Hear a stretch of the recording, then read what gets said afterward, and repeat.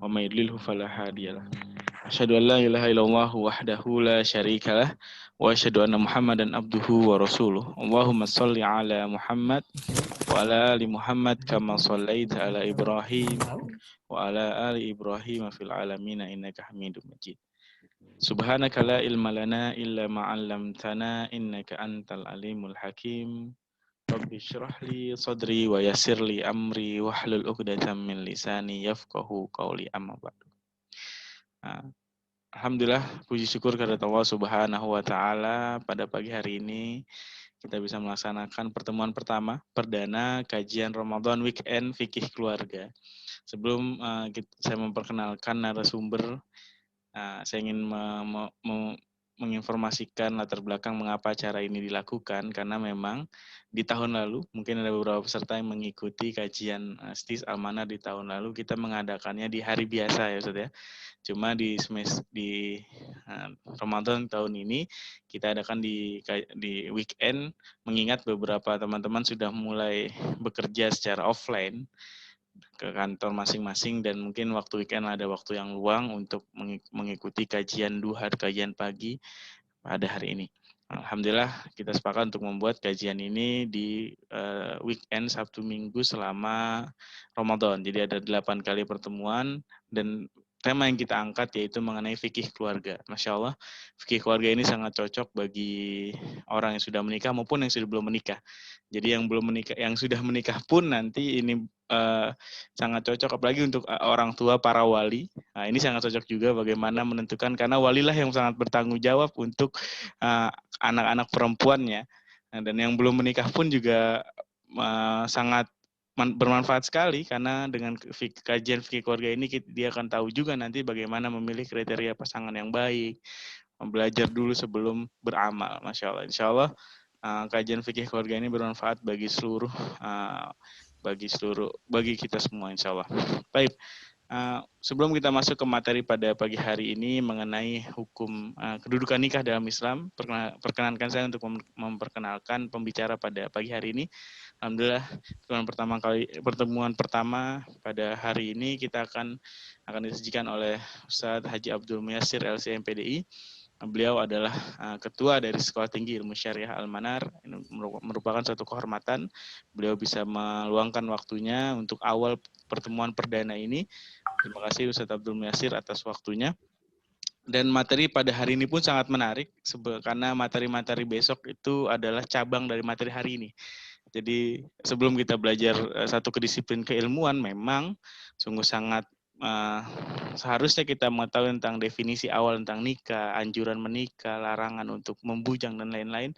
Insya Allah nanti materinya sangat menarik pada pagi hari ini. Alhamdulillah, slide sudah dibuat dan materi sudah saya share di grup kajian fikih keluarga. Kita untuk mempersingkat waktu, kami persilakan Ustadz Abdul Muyassir untuk memulai materinya pada pagi ini. Silakan Ustadz, tafadhol.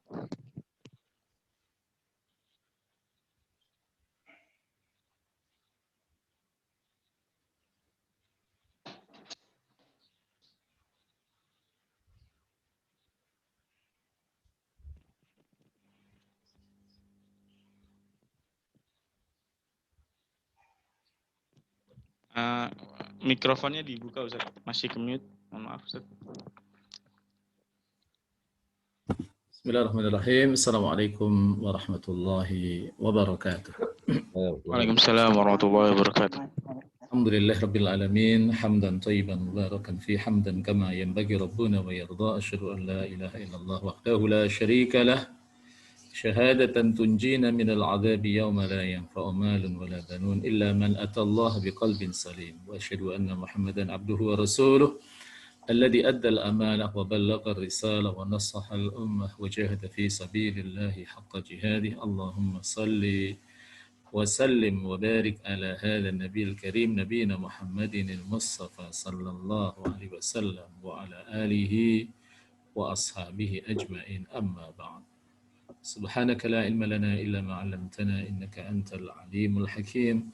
رب اشرح لي صدري ويسر لي أمري واحلل عقدة من لساني يفقهوا قولي. Bapak Ibu sekalian, akhwah dan akhwat, saudaraku yang saya hormati dan Allah Ta'ala muliakan. Alhamdulillah, tentunya kita bersyukur atas segala nikmat yang Allah Ta'ala limpahkan, karuniakan kepada kita, terutama nikmat iman, dan juga nikmat kesehatan yang dengannya di pagi yang penuh dengan rahmatnya ini saat kita berada di bulan yang terbaik, yaitu bulan Ramadan, kita dapat bersama-sama hadir di kajian fikih keluarga secara virtual ya. Sekalipun di beberapa tempat sudah mulai offline, tapi kita memilih jalur online ihtiyatan sebagai bentuk kehati-hatian kita. Dan kita mohon kepada Allah, mudah-mudahan apa yang kita lakukan Allah catat sebagai pemberat amal kebaikan kita di akhirat, dan kelak akan menjadi mitra setia kita saat kita berada di alam barzakh dan alam akhirat. Salam takdim kita sampaikan pada uswah hasanah kita Rasulullah SAW, keluarga, para sahabat, dan seluruh pengikutnya ila yaumil qiyamah. Bapak sekalian, saudaraku yang saya hormati dan Allah Ta'ala muliakan, tema tentang fikih keluarga ini tema yang sangat penting. Tadi sudah disampaikan beberapa item ya, karena pada prinsipnya kita semua yang hadir ini adalah berkeluarga. Berkeluarga bisa jadi posisi kita ada yang menjadi ayah, ada yang menjadi ibu, ada yang menjadi anak, ada yang menjadi menjadi kakek, ada yang menjadi nenek, ada yang menjadi cucu, dan lain sebagainya. Nah, sehingga kita memang perlu mengetahui detail-detail daripada fikih keluarga itu. Maka Stis Al-Manar hadir untuk memberikan pencerahan, memberikan tanwir ya, kepada kita semua, dan kita akan bahas materi ini satu persatu, dan kita akan mulai bahasan kita dengan kedudukan nikah dalam Islam. Kita akan paparkan tentang pokok pembahasan. Jadi muqaddimah, kemudian apa itu pernikahan nikah, apa itu pernikahan yang dilarang dalam Islam, apa ayat-ayat anjuran menikah, kemudian hikmah menikah, tujuan menikah, hukum menikah, larangan membujang, kemudian hukum menolak menikah, dan kemudian menutup. Insya Allah cukup sampai jam 9 lebih 10 menit. Nanti 20 menit di sisa kita akan buka forum tanya jawabnya. Baik, ini mukadimahnya. Jadi berpasang-pasangan merupakan salah satu sunnatullah atas seluruh makhluknya, baik manusia, hewan, maupun tumbuh-tumbuhan. Ini didasarkan pada firman Allah Ta'ala. Allah Ta'ala berfirman, wa min kulli syai'in khalaqna zawjaini la'allakum tadhakkarun. Di dalam surat 51 itu namanya surat Az-Zariyat. Dia terletak setelah surat yang ke-50. Surat 50 namanya surat Qaf ya. Nah, kemudian dia terletak sebelum surat ke-52. Surat 52 namanya surat At-Tur ya, gitu. Jadi, dan dari segala sesuatu khalaqna, kami ciptakan zaujaini, itu berpasang-pasangan. Maka kita pun juga diciptakan sebagai manusia berpasang-pasangan, ada laki, ada perempuan. Yang kemudian ada mungkin di antara kita yang berkata, di mana posisi khunsa. Khunsa itu beda dengan pincong ya. Dia beda dengan waria. Ya, wanita pria itu beda. Khunsa itu memang satu fakta yang memang ada. Jadi seseorang tapi dia punya dua jenis kelamin. Itu kalau dalam kajian dalam Islam itu dia disertakan ke laki-laki dan ke perempuan, disandarkan pada mana yang dominan dari keduanya. Maka dalam pembagian waris, ini hostnya juga ahli waris. Jadi nanti kalau belajar ahli waris ini sama Ustadz Rajasa, kita punya banyak dosen yang ahli waris. Ada Ustadz Rajasa, ada Ustadz Ahmad Asrali, ada siapa lagi, Saiful Aqib, ada Saiful Anwar, ada Ustadz Ali Mahfud. Mereka yang kita persiapkan menjadi dosen-dosen yang ngurusin tentang masalah waris. Jadi kita sudah mapping ilmunya ya para dosen itu. Jadi itu tidak ada yang namanya khunsa. Khunsa itu ya disertakan ke laki-laki atau ke perempuan. Mana yang dominan? Dominan itu bisa jadi pada aspek misalnya kalau dia misalnya buang air kecil itu lewat mana gitu kan. Itu adalah memberikan indikasi bahwa yang dominan adalah laki atau perempuan. Dan soal kemudian kelainan biologis, nah ini yang sering saya sampaikan. Jadi belakangan ini kan ada orang-orang yang memang punya kelainan seksual. Termasuk diantaranya adalah laki-laki, tapi punya kecenderungan perempuan. Karena memang dalam tinjauan medis maupun tinjauan psikologis, itu nanti silahkan dilihat di dalam buku-buku psikologi dan kedokteran bahwa manusia itu punya kecenderungan laki-laki dan keperempuanan, cuma memang komposisinya itu beda-beda. Jadi ada laki-laki itu sudah dirumuskan dalam bentuk indeks ya. Yang laki-lakinya itu 6, nanti keperempuannya 0. Nah, inilah yang disebut dengan laki-laki sejati. Laki-laki sejati. Insya Allah yang hadir di sini laki-laki sejati semuanya. Tapi ada juga laki-laki yang memang indeks kelaki-lakiannya itu 5, tapi perempuannya itu ada 1. Ada sifat-sifat keperempuanan. Nanti ada yang indeksnya 4, kejantanannya ke laki-lakinya, keperempuannya itu 2. Nanti ada yang kemudian komposisinya sama. Laki-laki kok sifatnya seperti perempuan. Gitu. Itu bisa imbang itu. Itu yang cenderung bisak. Dan kita mengenal ada 3 term awal ya. Ada yang namanya heteroseksual, ada yang namanya homoseksual, dan ada biseksual. Kalau yang belakangan ini malah muncul term lagi yang disebut dengan digiseksual. Jadi heteroseksual itu adalah kecenderungan seksual terhadap lawan jenis. Ya, inilah yang normal. Laki ya menikah dengan perempuan, perempuan menikah dengan laki-laki. Ini yang disebut dengan heteroseksual. Tapi ada term yang kedua namanya homoseksual. Homoseksual itu kan ada 2. Ada kalau laki sama laki namanya gay, ya kan, kalau dalam bahasa Arabnya itu namanya liwat. Kalau perempuan sama perempuan itu namanya lesbi. Dalam bahasa Arab namanya sihab. Jadi ini disebut dengan homoseksual. Ini penyimpangan seksual. Lalu ada yang aneh juga, itu namanya biseksual. Jadi ini laki, itu sama laki suka, tapi sama perempuan juga suka. Itu namanya biseksual. Itu biasanya indeksnya 3, sama perempuan 3. Kemudian ada yang juga sebaliknya, juga ada yang di perkembangan dunia belakangan ini ya, itu ada kecenderungan seksual yang aneh yang disebut dengan digiseksual. Ini di Amerika sudah lama itu. Saya membaca beberapa jurnal ilmiah itu dari tahun 1996, digiseksual itu sudah ada.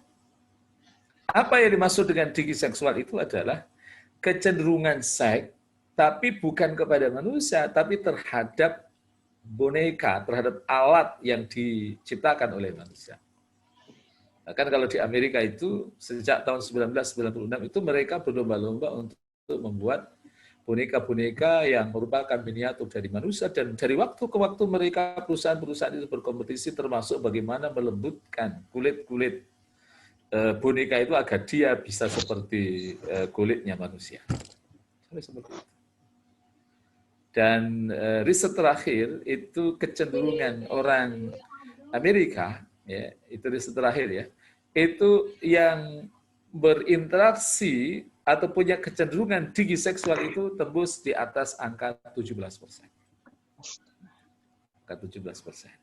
Dan ini sesuatu yang membahayakan tentunya. Tapi Allah Ta'ala ciptakan kita berpasang-pasangan.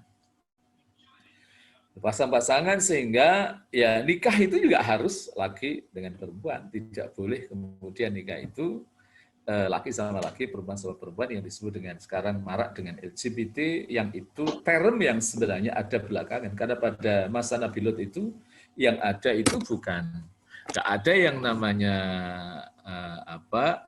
yang namanya sihaq atau yang masyhur dengan lesbi, itu nggak ada. Pada masa Nabi Lut itu hanya laki sama laki. Belakangan ini muncul istilah, ada yang namanya gay, ada yang namanya lesbi, ada yang namanya bisex, ada yang namanya transgender. Kalau saya melanjutkan indeks tadi, bahwa ada bahkan yang ekstrim, 5:1. Jadi 1:5, ke laki-lakinya 1, ke perempuannya 5. Ada bahkan orang laki-laki tapi karakteristiknya itu seperti perempuan. Yang itu kalau dalam ilmu kedokteran yang direkomendasikan untuk melakukan apa yang disebut dengan transgender. Jadi perbedaan kelamin. Tapi itu sebenarnya menurut para ahli medis dan ahli psikologi itu bisa diterapi. Yaitu ketika itu terdeteksi sejak awal, ya itu dikonsultasikan ke dokter, ke psikolog, itu insya Allah dengan izin Allah itu bisa diterapi. Sehingga kemudian menjadi sosok laki-laki normal dan menjadi sosok perempuan. Karena kasus ini banyak sekali. Saya ingin memberikan beberapa contoh dan saya dapat informasi dari wartawan lah, mantan wartawan juga. Ya wartawan, tapi mantan juga. Dia punya banyak fakta ya, data tentang penyimpangan seksual dan kenapa kita harus pernikahan itu dalam Islam laki sama perempuan. Ini terutama pada gay ya, pada LGBT, laki suka sama laki. Itu ada satu kasus. Kalau di media itu saya kira cukup masyhur, di YouTube itu ada. Tapi saya tidak ingin memaparkan apa yang di YouTube karena itu bisa dilacak. Tapi yang belum terekspos, itu ada seorang yang hafal Quran. Hafal Qurannya 30 juz. Dia menikah dengan seorang pengusaha, seorang business woman, ya, gitu, kaya raya. Yang pada akhirnya kemudian ia menjalani hidup normal. Tapi justru yang terjadi ada keanehan belakangan ketika sang istri ini punya bisnis ke luar negeri dan mungkin suaminya ada satu kondisi khusus sehingga tidak bisa mendampingi. Ketika pulang dia kaget. Ketika satpamnya itu di rumah karena orang kaya punya satpam, nggak ada. Dan ketika sang istri ini pulang tanpa ingin menginformasikan, memberikan kejutan lah sama suaminya. Tapi betapa ketika ia membuka rumahnya dia kaget, ternyata suaminya itu sedang bersenang-senang dengan satpamnya. Ya, jadi laki sama laki dengan satpam itu ada. Jadi makanya inilah pentingnya Bapak Ibu sekalian, saudaraku, belajar tentang fikih nikah, tentang fikih keluarga, agar kita punya wawasan-wawasan yang signifikan untuk bisa melakukan terapi-terapi terhadap problema sosial di era modern seperti ini, era digital seperti ini. Sering kita mendapatkan sesuatu yang la yutasawwar min qabl, yang tidak tergambarkan sebelumnya. Jadi ini ayat pertama ya, Allah menciptakan itu semuanya berpasang-pasangan, dan kemudian ada dalam surat 36 ayat 36. Ini ingatnya gampang. 36 itu surat Yasin ya, setelah surat Fatir. Allah katakan subhanalladzi khalaqal azwaja kullaha mimma tumbitul ardu wa min anfusihim wa mimma la ya'lamun. Jadi kalau Allah mengatakan subhana, ini memberikan satu isyarat, itu yang Allah paparkan itu sesuatu yang menakjubkan. Maha suci zat yang telah menciptakan al-azwaja kullaha, menciptakan makhluknya itu semuanya itu berpasang-pasangan. Mimma tumbitul ard, dari apa yang ditumbuhkan oleh bumi, wa min anfusihim, dan dari diri kalian, wa mimma la ya'lamun, dan dari apa yang kalian tidak. Jadi kita bisa bayangkan betapa Allah menciptakan manusia saja yang tinggal di planet bumi ini. Kalau tahun 2020 itu kan ada 7,8 miliar manusia. Kemudian mereka punya pasangan. Dan subhanallah, sangat luar biasa itu. Allah memasangkan manusia, mentakdirkan tentang pasangan-pasangan mereka. Sangat luar biasa. Dan itu adalah bagian dari kuasa Allah, sehingga kita kemudian mengatakan subhanallah. Subhanallah, maha suci Allah. Subhanalladzi khalaqal azwaja kullaha wa mimma tumbitul ardu wa min anfusihim wa mimma la ya'lamun. Jadi ini mukadimahnya. Nah, sekarang kita masuk pada apa itu nikah. Dalam kamus Munawwir itu dikatakan begini, nikah itu maknahu adh-dhammu wa tadakhul. Ini tinjauan etimologi tinjauan bahasa. Jadi artinya berkumpul dan saling memasuki. Ya, saya kira ini nanti mencerminkan tentang makna nikah dalam pendekatan yang lain.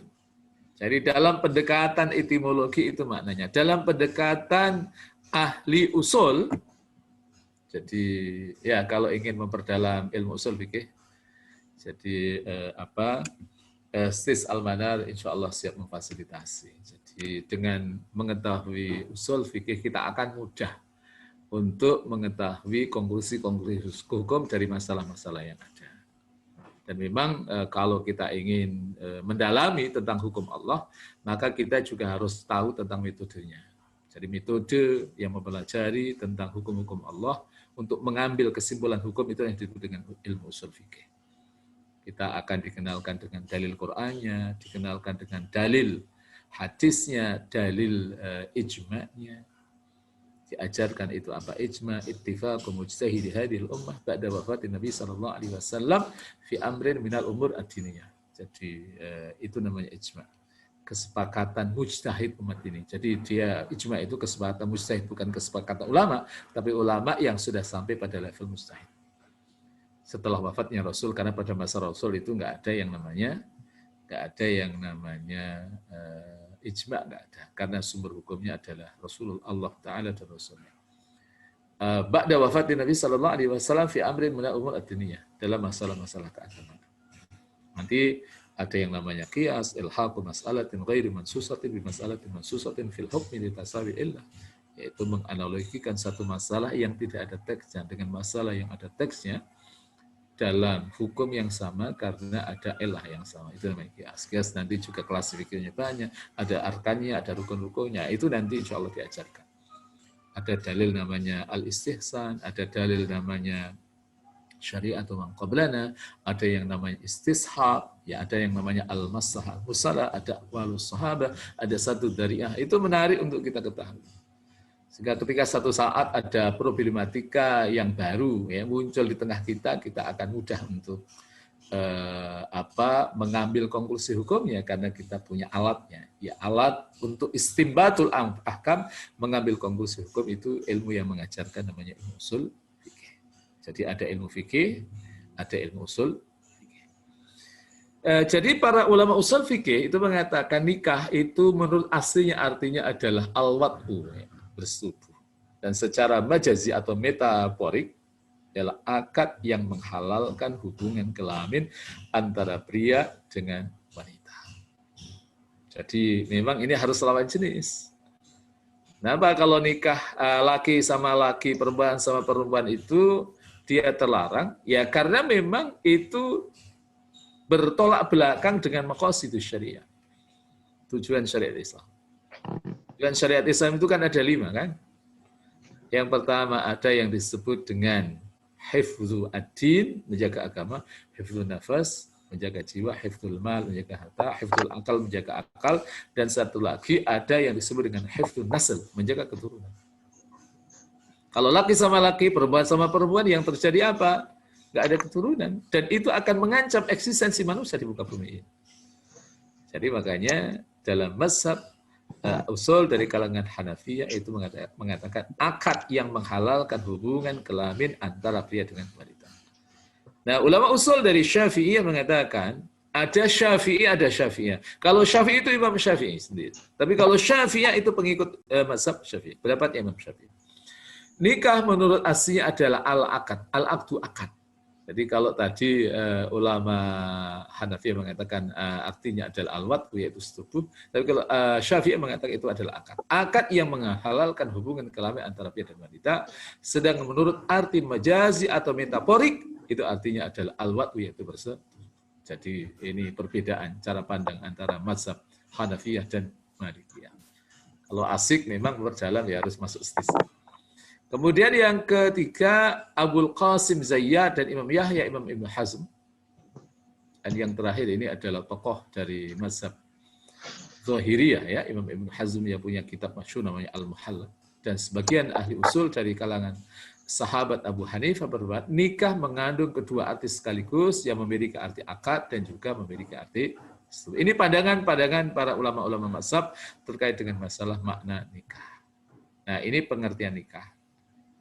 Ini pertama mazhab Hanafiyah mengatakan nikah adalah akdun yufidu milkal mut'ati qasdan. Jadi akad yang memiliki faedah, ya, akad yang memberikan faedah, yang memberikan manfaat, kepemilikan bersenang-senang secara disengaja. Artinya bersenang-senang dengan lawan jenisnya. Syafi'iyah itu mengatakan nikah adalah akad. Ya, saya kira kita mafhum lah gitu ya. Karena memang pernikahan itu harus ada akad nikah. Tapi tidak hanya akad saja, tapi juga ada rukun-rukun yang lain. Ada berapa rukun nikah, masih ingat atau sudah pada lupa semuanya itu? Ya. Di rukun nikah itu kan ada 5 kan? Pertama adanya pengantin laki-laki, yang kedua adanya pengantin perempuan, yang ketiga adalah wali, kemudian saksi, dan satu lagi adalah ijab wal qabul. Jadi mahar itu dia tidak masuk dalam rukun. Mahar itu nanti syarat sahnya, syarat dia menjadi syaratnya. Jadi karena apa? Dia tidak harus hadir di situ. Makanya nanti kalau tidak dihadirkan dan tidak disebut itu nanti ada yang namanya al-mahrul mithl, al-mithli, mahar padanan. Mahar padanan. Dan mahar itu bisa dikredit. Sekalipun saya tidak merekomendasikan itu. Pada legalitas formal bahwa memang boleh. Tapi saya tidak merekomendasikan. Tapi kalau di Indonesia itulah yang tersawar. Tidak tergambarkan karena Indonesia ini maharnya itu terkenal dengan paling murah. Maka kalau orang-orang Arab itu mengatakan begini, wajadtul Islam fin nikahi bi Indonesia. Aku temukan, ya kan, konsep Islam dalam nikah itu diaplikasikan di Indonesia. Karena apa? Ya maharnya itu murah. Berbeda di negara-negara Arab ya. Negara-negara tertentu itu memang cukup mahal. Nanti kita bahas di belakang itu aja. Jadi itu terkait dengan akad yatadhammanu milka wat'in bilafdhi nikahin aw tazwijin aw ma'nahuma. Jadi akad yang mengandung kepemilikan diperbolehkannya untuk melakukan wat bersetubuh dengan lafaz nikah. Kayak lafaz aw tazwij ya. Nikah atas. Makanya kalau akad nikah kan angkah tuka wa zawwajtuka gitu kan. Kalau saya masih hafal. Nah, ya hafal karena pernah mempraktekkan gitu. Angkah tuka wa zawwajtuka gitu kan. Jadi seperti itu. Kemudian au maknahu atau makna dari keduanya. Nah, kemudian yang lain lagi mengatakan aqdun yatadhammanu ibahatal wat'i bilafdhi nikahin. Nah, itu ada kesalahan itu. Yang benar itu nikahin, bukan bikahin ya. Ya kadang itu sudah diulang-ulang tapi kok masih ada yang bocor juga yang salah tulisannya. Itu nikahin itu ya, bukan bikahin. Jadi ini ya, jadi tolong itu titiknya yang di bawah dinaikin ke atas gitu. Bilafdhi nikahin au tazwijin au ma'nahuma. Jadi akad yang mengandung pembolehan bersetubuh dengan lafaz nikah atau tazwij atau makna dari kedua. Akan tetapi pada akhirnya bisa disimpulkan begini.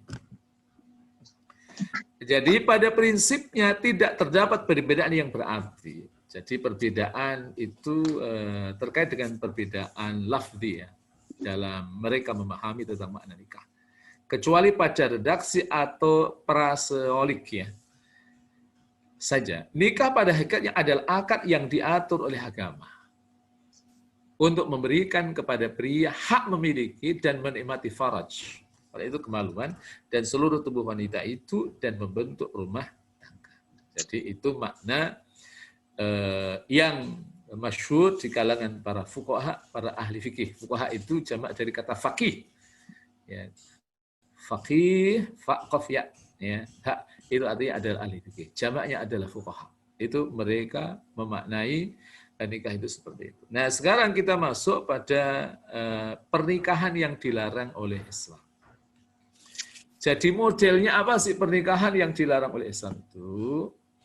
Jadi yang pertama, pernikahan yang tanpa disertai dengan ikatan secara resmi atau yang disebut dengan selir.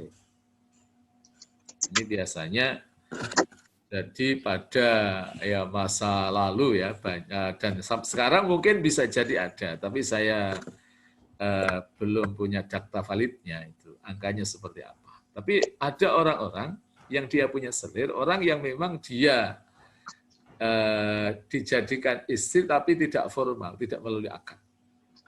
Ya kalau nikah siri itu beda lagi. Jadi tanpa adanya ikatan nikah itu yang diharamkan oleh Islam.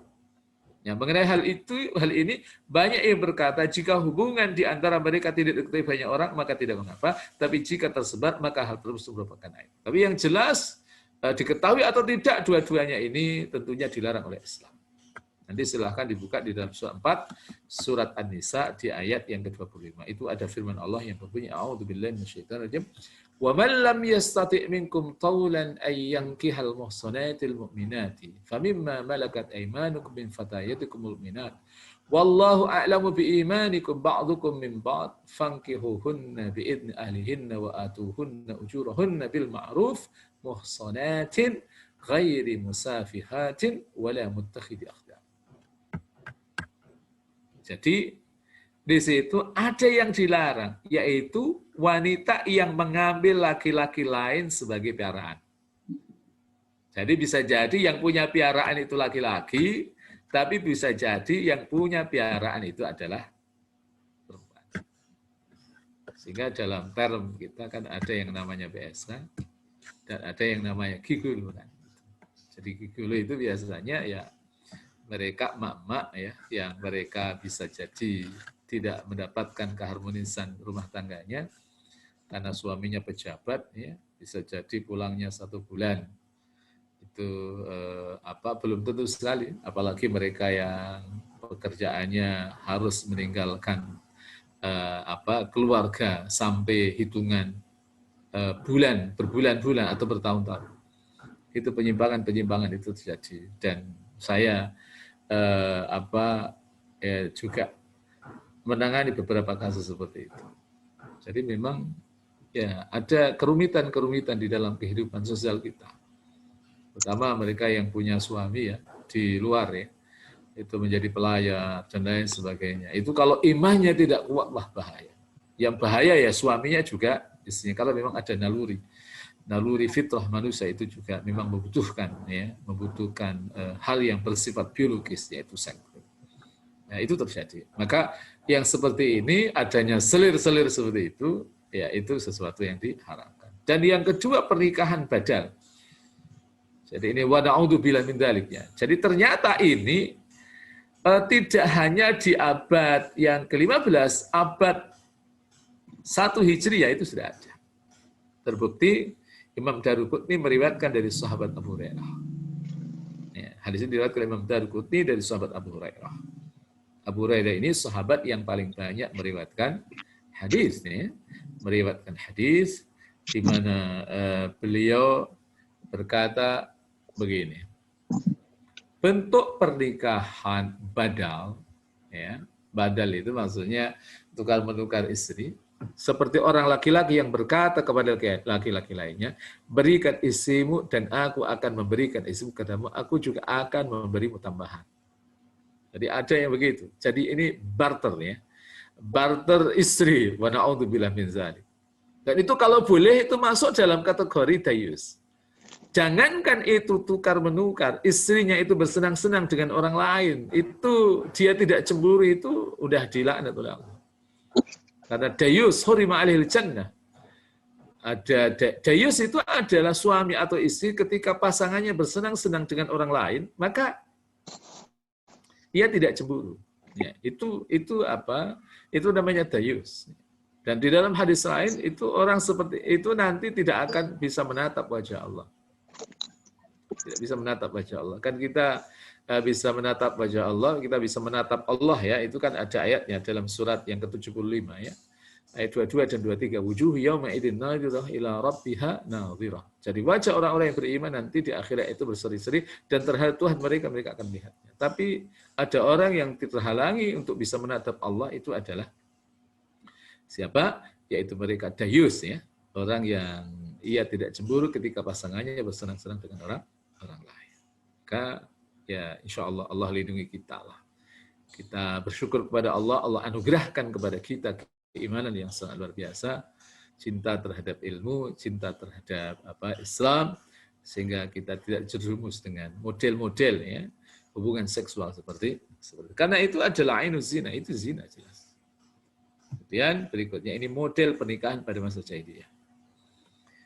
Ada 4 ya yang masyhur pada masa jahiliyah. Yang pertama, pernikahan yang sebagaimana terjadi pada masa sekarang. Seorang laki-laki datang melamar kepada wali perempuan, memberikan mahar, lantas menikahinya. Nah, cuma memang dalam Islam kemudian disempurnakan dengan adanya rukun-rukun nikah tadi. Jadi harus ada wali. Saya tidak akan tajam ya berbicara tentang wali, karena nanti di antara tema kajian itu kan ada kajian tentang masalah wali. Gitu. Karena memang wali ini bahasan yang sangat unik sekali. Gitu. Bahasan yang sangat unik, apalagi kalau kita bicara tentang kasus-kasus ya yang terjadi di lapangan. Gitu. Mungkin orang tuanya itu dianggap sudah meninggal, tapi ternyata masih hidup. Sementara waktu itu pakai wali hakim gitu kan, atau wali setelahnya, bisa kakeknya, bisa saudara kandungnya. Itu kasus-kasus seperti itu di Aceh itu terjadi. Ya, yang lebih dari itu juga banyak juga. Ada pasangan suami istri yang dianggap istrinya sudah meninggal karena tsunami Aceh. Ternyata apa yang terjadi setelah ia menikah, istrinya ternyata masih hidup. Itu ada juga. Kasus ini di Aceh, real ini bukan fiktif, ini nggak ngarang, karena begini ini nggak boleh ngarang. Jadi ini suami istri itu waktu itu tugas di Aceh, nah, ketika terjadi gelombang tsunami termasuk yang tersapu oleh tsunami. Dan apa yang terjadi, Allah takdirkan suaminya selamat dan kemudian mencari anak dan istrinya, anaknya dicari alhamdulillah ketemu, tapi istrinya dicari kemudian nggak ketemu. Ya. Ketika nggak ketemu, apa yang terjadi? Ditunggulah setahun, 2 tahun, 3 tahun, dianggap meninggal dunia. Ketika meninggal dunia, akhirnya ia turun ranjang menikahi adiknya. Nah, setelah menikah, apa yang terjadi? Ternyata istrinya masih hidup. Padahal al-jam'u bainal ukhtain itu kan nggak boleh menghimpun kakak adik, itu kan nggak boleh. Jadi ini menjadi pembelajaran ya. Kalau ada kasus-kasus seperti itu, kalau nikah jangan sama adiknya. Itu kalau istrinya masih hidup, itu terjadi apa yang namanya fasakh. Fasakh itu terjadinya perceraian secara otomatis karena al-jam'u bainal ukhtain itu menghimpun 2 kakak adik itu nggak boleh. Inilah pentingnya ikut kajian ya, fikih keluarga, itu biar tahu dan bisa berhati-hati ya dalam mengambil sikap. Yang kedua, ini yang jelas ini terlarang banget ini pada masa jahiliyah. Seorang suami berkata pada istrinya setelah selesai masa haidnya,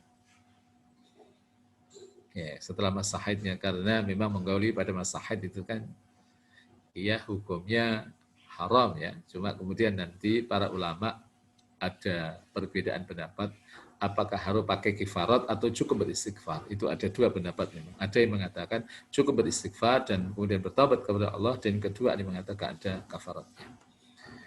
Jadi suami itu berkata, pergilah kepada si fulan, mintalah dia untuk menggailimu. Wah, ini suami kebangetan. Kemudian sang suami tidak menggauli istrinya sampai istrinya mengandung anak dari hasil hubungannya dengan laki-laki tadi. Jika sang istri hamil, suami dapat menggaulinya. Jika dia suka, hal itu bertujuan untuk mendapatkan keturunan yang cerdas. Ya, biasanya ya ada laki-laki yang cerdas secara intelektual, tapi cerdas secara spiritual tidak. Makanya ya kita, kecerdasan kita harus komprehensif ya. Tidak hanya cerdas secara intelektual, spiritualitas kita juga harus cerdas, apalagi di bulan Ramadan ini memang saatnya kita mengasah spiritualitas kita. Tidak hanya mengasah kepekaan sosial, kecerdasan sosial, tapi juga spiritualitas. Sekalipun memang kecerdasan sosial itu berangkat dari kecerdasan spiritualitas. Itulah kalau kemudian kita bedah kenapa perintah puasa itu juga sekaligus berbarengan dengan perintah zakat. Sama-sama dalam periode Karena dengan kuasa orang itu memiliki kecerdasan spiritualitas. Ketika orang punya kecerdasan spiritualitas, maka biasanya ia menghadirkan kecerdasan yang lain itu lebih mudah. Nah, pernikahan seperti itu dikatakan istibdha. Pernikahan istibdha itu term saja dalam pernikahan. Kemudian yang ketiga ini naudzubillah min dzalik. Ya, kita berlindung kepada Allah, mudah-mudahan kita keluarga kita tidak terjadi. Ada sekelompok laki-laki yang memang tidak lebih dari 10. Menyutubi seorang perempuan secara bergantian, jika perempuan itu hamil, lantas melahirkan, selang beberapa malam, dia mengirimkan seseorang untuk memberitahu kepadanya, orang yang pernah tidur bersamanya, dan mereka tidak bisa menolaknya. Jika mereka sudah berkumpul di hadapannya, dia berkata, kalian sudah mengetahui apa yang kalian perbuat terhadap. Kalian juga mengetahui, kalau aku sudah melahirkan seorang anak, dia adalah anakmu, wahai fulan. Dia menyebut ayah anak yang dilahirkannya sesuai yang diinginkan, lantas anaknya disandarkan berdasarkan nasab pada lelaki yang ditunjukkan. Sementara salah satu dari mereka yang telah disebut perempuan tersebut tidak dapat menolak. Jadi sebenarnya kalau di era jahiliyah, sebelum era jahiliyah itu yutasawar, kebayang. Tapi kalau era sekarang kan pasti ya, orang minta tes DNA kan gitu. Tes DNA. Jadi ketika kemudian terjadi kasus seperti itu, ya orang pasti ingin tes DNA. Dan saya ingin mengatakan bahwa kasus-kasus seperti itu, perzinaan itu selalu memunculkan hal-hal yang tidak pernah kita duga. Saya pernah menangani satu kasus. Kasus itu terjadi antara mantan suami dengan mantan istri. Dan ini kaitannya dengan masalah isi perut, ya, tentang janin yang ada di mantan istrinya itu. Ini real ya, tapi sudah lama sekali, mungkin tahun 2000-an. Gitu. Tahun 2000-an. Jadi ada 4 orang datang ke rumah saya. Jadi satu itu jamaah saya yang ngaji sama saya, satu seorang anak dari mantan suami istri, ya kan, dan yang 2 ya mantan suami dan istri datang ke rumah. Dan mantan istri ini dalam keadaan. Dan istri ini merasa bahwa yang menghamilinya adalah mantan suaminya. Di hadapan saya, dia mengaku bahwa itu adalah mantan suami yang menghamili. Mungkin ada di antara kita, kok ceritanya bagaimana mantan suami kok menghamili mantan istrinya? Nah, itu sangat mungkin. Jadi karena ini masalahnya adalah masalah yang berawal dari sihir.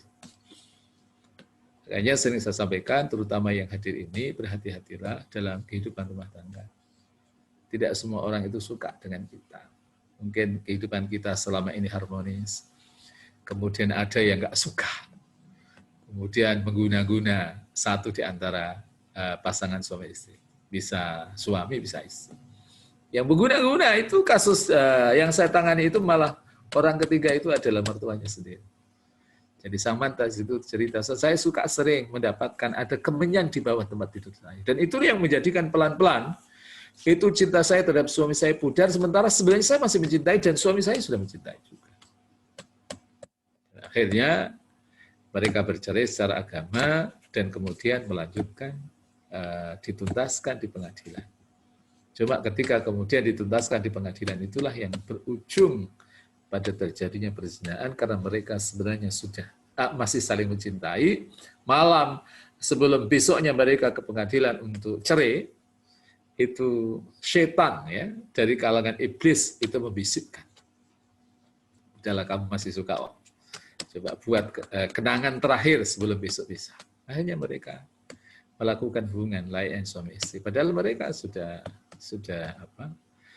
cerai secara agama. Sekalipun memang itu kalau kuliah di STIS itu ada solusinya gitu. Itu pentingnya kuliah di STIS itu begitu. Jadi tahu bagaimana agar halal itu kan ada. Kalau halal bagaimana? Kalau masa iddahnya belum habis, ya udah rujuk gitu kan. Rujuk itu bagaimana? Boleh bolehkah internal antara mereka atau memang harus diumumkan? Sepatutnya memang diumumkan. Ya, sepatutnya keutamaannya ya. Tapi beberapa ulama membolehkan. Hanya seorang suami kembali kepada aku, kembali kepada engkau sebelum masa iddah habis, maka itu sebenarnya sudah sah suami istri. Ya masalahnya kan waktu itu belum kuliah di STIS kan. STIS juga belum ada. Gitu. Jadi mengetahui tentang hukum-hukum syar'i itu menjadi satu yang penting ketika ada kasus-kasus seperti itu. melakukan hubungan suami istri, tidak ada rujuk, ya akhirnya ketika hamil, depan saya mengatakan suaminya saya siap, mantan suaminya mengatakan saya siap menikahi, tapi apa yang terjadi ketika kemudian sang istri melahirkan, karena memang sudah 7 bulan itu. Sang istri berkata, ya suami saya berdusta, nggak mau. Maka inilah ada satu kaidah yang dikatakan Imam Ibnu Qayyim, inna sayyi'ata tad'u ukhtaha. Sesungguhnya satu keburukan itu pasti mengundang saudara-saudara. Ini orang sudah melakukan zina biasanya muncul ya dosa-dosa yang lain, dosa-dosa yang lain. Jadi yang keempat, perempuan yang biasa disebut oleh setiap laki-laki yang menginginkannya pada umumnya terdapat tanda khusus. Nah, ini ya kalau sekarang itu praktek prostitusi lah. Jadi prostitusi itu pada masa jahiliyah itu sudah ada. Maka Islam itu sebagai agama yang bersih ingin membebaskan masyarakat terbelenggu dari noda-noda seksual seperti itu, kemudian dikelola dengan sebuah ikatan yang disebut dengan nikah, ada rukunnya, ada syaratnya, ada hal yang mengatur dalam pernikahan itu. Ini anjuran menikah. Walaqad arsalna rusulan min qablika wa ja'alna lahum azwajan wa dhurriyyah wa ma kana lirasulin ay ya'tiya bi ayatin illa bi idznillah likulli ajalin kitab. Surat 13 Ar-Ra'd ayat 38. Dan sungguh benar-benar kami telah utus usulan para rasul min qablika sebelum engkau Muhammad wa ja'alna lahum azwajan, dan kami telah menjadikan bagi mereka azwajan. Jadi bukan zaujan tapi azwajan. Jadi istri-istri wa dzurriyyah dan keturunan. Jadi ya itu juga memberikan sebuah isyarat bahwa pernikahan itu adalah min sunanil mursalin. Dia adalah bagian dari sunnah para nabi. Tidak hanya Allah jadikan bagi mereka itu adalah isi-isi, tapi juga dzurriyyah dan juga keturunan-keturunan. Kita perlu belajar dari para nabi, bagaimana mereka mengelola rumah tangganya. Dan yang sering saya rekomendasikan, selain Rasulullah, itu ada Nabi Ibrahim alaihissalam. Ibrahim itu seorang sosok ayah yang memang luar biasa, seorang nabi yang berhasil sebagai seorang kepala keluarga berhasil. Punya istri 2, satu di Makkah, satu di Palestina, tapi anak-anaknya sukses. Ismail jadi nabi, kemudian Ishak juga jadi nabi. Keturunannya juga sukses, banyak yang jadi nabi. Maka Nabi Ibrahim punya cucu namanya Yakub. Ya kan? Yakub anak dari Ishak jadi nabi. Nanti cicitnya namanya Yusuf juga jadi nabi. Itu luar biasa. Nanti ada yang dzurriyyahnya dari jalur Ismail yang jadi nabi, yang tidak lain adalah Nabi Muhammad sallallahu alaihi wasallam. Jadi pastikan yang ingin mencintai para nabi, maka pastikan ia menikah. Yang kedua, anjuran menikah itu ada dalam surat An-Nur. Dan ini untuk para akhwat, untuk ibu-ibu itu ada rekomendasi dari Rasulullah sallallahu alaihi wasallam. Alimu nisa'akum surat An-Nur. Ajarkan isi-isi kalian, wanita-wanita kalian itu surat An-Nur. Karena surat Nur itu surat yang ia berbicara tentang kerumah tanggaan. Nanti silahkan dibuka deh. Tentang kerumah tanggaan.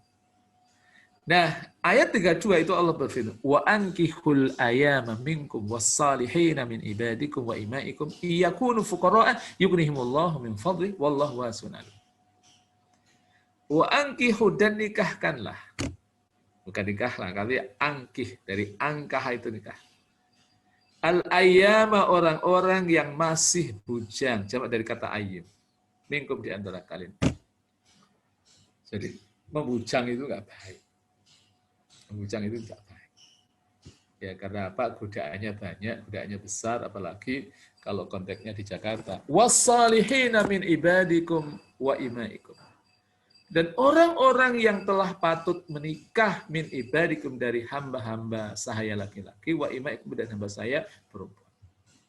Ini perintahnya, hamba saya disuruh menikah. Tapi juga nanti dengan izin dengan izin tuannya. Iyakunu fuqara'a yughnihimullahu min fadlih. Jikalau mereka itu fakir, maka Allah akan mengayakan mereka. Jadi redaksi yang digunakan itu adalah yughnihimullah. Jadi kalau memang Allah adalah ghani, Allah adalah yang mughni. Maka ini kita temukan bahwa banyak orang-orang yang ketika belum menikah itu rezekinya masih sulit, Tapi ketika dia menikah itu karena ada mitra diskusi dan lain sebagainya gitu kan. Ada orang yang motivasi, akhirnya rezekinya itu banyak yang melimpah. Makanya banyak yang nyesel menikah. Kenapa telat menikah? Kenapa nggak nikah dari dulu? Karena sesungguhnya ya memang dia punya banyak faedahnya. Gitu. Nanti kita akan jelaskan. Min fadlihi, dari karunia-Nya, wallahu wasi'un alim. Dan Allah adalah zat yang maha lapang, maha luas, dan alim, zat maha mengetahui. Wa thabata fi sahihaini, dalam hadis ya, dalam Sahih Bukhari dan Sahih Muslim, ya ma'sar syabab man istata'a minkumul ba'ah falyatazawwaj wa man lam yastati' fa 'alaihi bis-shawm fa innahu lahu wija. Wahai para pemuda, pemuda itu kalau menurut Ustaz Muhammad Ali As-Sabuni, dia punya kitab, saya ada kitabnya namanya Az-Zawaj Al-Islami Mubakir. Pernikahan dini dalam perspektif Islam. Itu beliau mengatakan syabab itu antara 18 aman ila 30 aman. Usia antara berapa? 18 sampai 30 tahun. Itu syabab. Di sini sebagian masih ada yang syabab. Ini dikatakan manis tato aminkumullah falyatazawwaj. Barang siapa di antara kalian yang sudah memiliki kemampuan untuk menikah, al-qudrah ala nikah, ya termasuk kemampuan untuk menafkahi istri, falyatazawwaj, maka hendaknya ia menikah. Kalau nggak mampu bagaimana? Wa man lam yastati faribisal. Kalau nggak mampu maka ia harus melakukan puasa. Fa innahu lahu wija, maka sesungguhnya ia adalah wija. Dia adalah sebagai perisai, sebagai benteng. Apa yang saya sampaikan begini? Loh, itu udah puasa kok tetap melakukan, Mas, berarti puasanya yang nggak benar. Jadi setiap syariat Islam itu kalau dilakukan secara benar pasti orang itu akan terjaga dirinya. Orang sholat ketika ia dilakukan secara sempurna pasti tanha anil fahsya'i wal munkar. Surah 29 ayat 45. Inna sholata tanha anil fahsya'i wal munkar. Tapi kenapa kemudian ada muncul term SDMJ, sholat terus maksiat jelek, berarti ada yang salah dalam sholat. Puasa juga sama. Puasa juga sama. Puasa yang ia dilakukan secara benar. Tidak hanya menahan dari lapar dan dahaga, tapi lebih dari itu. Tapi didasari pada keimanan, didasari pada mencari ridha Allah Subhanahu wa taala, pasti akan menjadi bijak, akan menjadi perisai bagi. Nah, selanjutnya ini hikmah menikah. Hikmahnya banyak, tapi saya ingin memaparkan 7 item saja. Ya, 7 item. Yang pertama, hikmah menikah itu untuk menyalurkan naluri seks secara sah dan benar. Sah, ya kan, menikah dalam Islam itu ada mekanismenya, ada aturannya, tadi saya sampaikan, ada rukun-rukunnya, ada syaratnya, dan lain sebagainya, ada sunnah-sunnah juga, apalagi kalau itu kita ketahui secara komprehensifnya. Maka kalau yang mau nikah atau yang menikah, tapi pada saat ini belum memiliki ilmu secara komprehensif tentang masalah nikah, maka hendaknya dia membaca tentang fikih nikah. Jadi secara sah dan benar. Ya, karena memang tadi saya sampaikan, orang itu menyalurkan naluri seksnya itu macam-macam. Ya, sangat macam-macam sekali. Ada tadi yang saya katakan, ada yang homoseks, ada yang biseks, ada yang digiseksual dan lain sebagainya. Itu adalah penyimpangan seksual, tapi Islam mensyariatkan satu ibadah. Nikah itu ibadah. Ibadah yang memang dia bernilai pahala. Karena ketika ia dilakukan secara benar, walaupun memang ketika Rasul mengatakan inna fi bud'i ahadikum sadaqah, sesungguhnya dalam kelamin kalian itu ada sedekahnya, ada beberapa yang agak kalau juga, ada yang gampang. Sehingga seorang sahabat bertanya, ya Rasulullah, ayati ahaduna syahwatahu fakana lahu ajr. Ya Rasul, apakah ketika salah seorang dari kami itu menunaikan syahwatnya, maka kami dapat pahala? Apa jawaban Rasul sallallahu alaihi wasallam? Afara'aitum law wada'aha fi haram akana alaihi wizr? Tidakkah, bagaimana pendapat engkau kalau syahwat itu didudukkan dalam hal yang diharamkan oleh Allah? Zina, homoseksual, biseks, digiseksual, dan lain sebagainya. Tidakkah dia mendapatkan dosa? Hakadha law wada'aha fi halal. Begitu juga andai kata ia ditunaikan dalam hal yang dihalalkan oleh Allah, maka dia juga akan mendapatkan pahala. Yang pertama, item pertama. Yang kedua, cara terbaik untuk mendapatkan keturunan yang syah. Mendapatkan keturunan yang sekarang kalau orang punya anak kan ada macam-macam kan. ada yang dengan cara ia mengadopsi anak. Itu di masyarakat Eropa, ya ibu-ibu itu nggak mau dia hamil. Jadi dia lebih cenderung aspek duniawinya dengan alasan apa? Kalau hamil nanti bisa mengubah struktur tubuh. Tapi tidak. Jadi justru ketika ia menikah dengan cara yang benar, dan di situ dia memang benar-benar berpegang pada tali Allah, itu Allah akan menjaganya. Sementara kita semua tahu bahwa mengadopsi anak itu jikalau sampai menyandarkan anak yang dia angkat itu kepada dirinya, itu kan hukumnya haram. Ada dalam surah 33 ayat yang keempat dan ayat 5. Ud'uhum li'abaihim huwa aqsatu indallah. Jadi sandarkan, panggil anak-anak yang kau angkat itu dengan menyandarkan kepada ayah-ayah biologisnya, itu lebih adil di sisi Allah.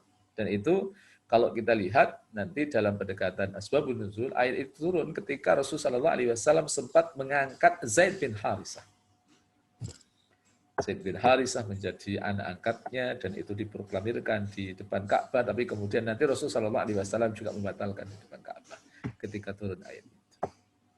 Dan bersamaan dengan ayahnya yaitu Zaid ya, Harisah ya, Harisah itu waktu itu ayahnya mencari Zaid. Maka kemudian ketika ditemukan, ya ini adalah satu rahmat bahwa Rasul Shallallahu Alaihi Wasallam diperintahkan oleh Allah untuk membatalkan penyadaran itu kepada Muhammad. Dulu namanya adalah Zaid bin Muhammad, bukan Zaid bin Haris.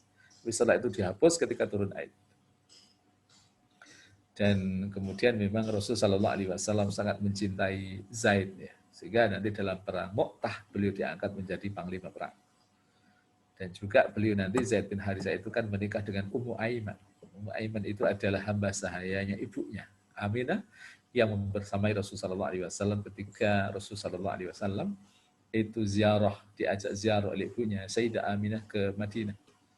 Berangkat aman, tapi ketika pulang sampai di sebuah perkampungan nama Abwa, ya ibu Rasulullah sakit dan kemudian menghantarkan kematiannya, dan kemudian Rasul bersama dengan Ummu Aiman itu pulang, dan Ummu Aiman itu kemudian menikah dengan Zaid bin Harisah. Sehingga Rasul Shallallahu Alaihi Wasallam sangat mencintai mereka berdua, dan kemudian pernikahan Zaid bin Harisah dengan Ummu Aiman lahirlah ya sosok seorang laki-laki, kan kalau saya sebutkan namanya insya Allah tahu semua, yaitu Usamah bin Zaid, yang itu usia 18-an tahun diangkat oleh Rasul Shallallahu Alaihi Wasallam menjadi panglima perang. Yang Abu Bakar ketika beliau menjadi khalifah dipressure oleh beberapa sahabat untuk mencopotnya, dia nggak mau, karena itu yang angkat Rasulullah. Kemudian yang ketiga, menyalurkan naluri kebapaan dan keibuan. Jadi kalau kita menikah lalu kita punya anak, itu ubuah ya, keayahannya itu nampak ya, makanya yang membujang dengan yang tidak itu beda. Keayahannya nampak dan keibuannya nampak. Rahmatnya, kasih sayangnya terhadap anak-anak. Gitu kan. Yang keempat, memupuk rasa tanggung jawab dalam mendidik anak. Jadi tanggung jawab mendidik anak harus berkolaborasi, tidak bisa ayah saja, tidak bisa kemudian ibu saja. Makanya saya sering mengkritik sebuah ungkapan yang mengatakan al-ummul madrasatul ula. Titik. Ibu itu adalah sekolah yang pertama. Saya agak keberatan itu sebenarnya. Benar, ibu adalah sekolah pertama, tapi dalam mendidik anak, redaksi itu harus dilengkapi. Al-ummul madrasatul ula wal abu mudiruha. Jadi ayah itu harus jadi kepala sekolah.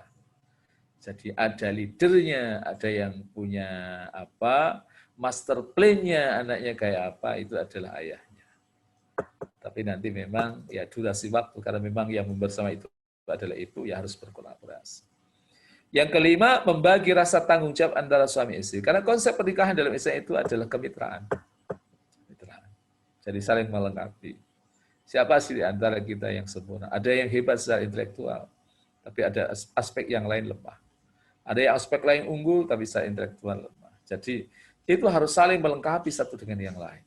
Karena memang Allah takdirkan pasangan itu harus saling melengkapi satu dengan yang lain. Dan keenam, menyatukan keluarga masing-masing pihak sehingga hubungan silaturahim semakin kuat, ya, semakin kuat. Jadi bahwa pernikahan itu sesungguhnya tidak hanya dalam konteks antara anak-anak kita, antara kita dengan pasangan hidup kita, akan tetapi juga terkait dengan kedua keluarga. Dan the power of silaturahim, kekuatan silaturahim itu luar biasa. Luar biasa. Saya ingin berkata, kalau kita ingin dipanjangkan oleh Allah, rajin silaturahim. Jadi silaturahim motifnya hanya karena Allah, bukan motif yang lain. Ada seorang kongkong di Jakarta itu usianya ketika meninggal 128 tahun. Itu ketika ia ditanya sebelum wafatnya, rahasianya dia mengatakan dua. Yang pertama, saya sejak remaja terbiasa melakukan sholat malam. Dan yang kedua, saya istiqamah, silaturahim, dan bertahadiah, saling memberikan hadiah.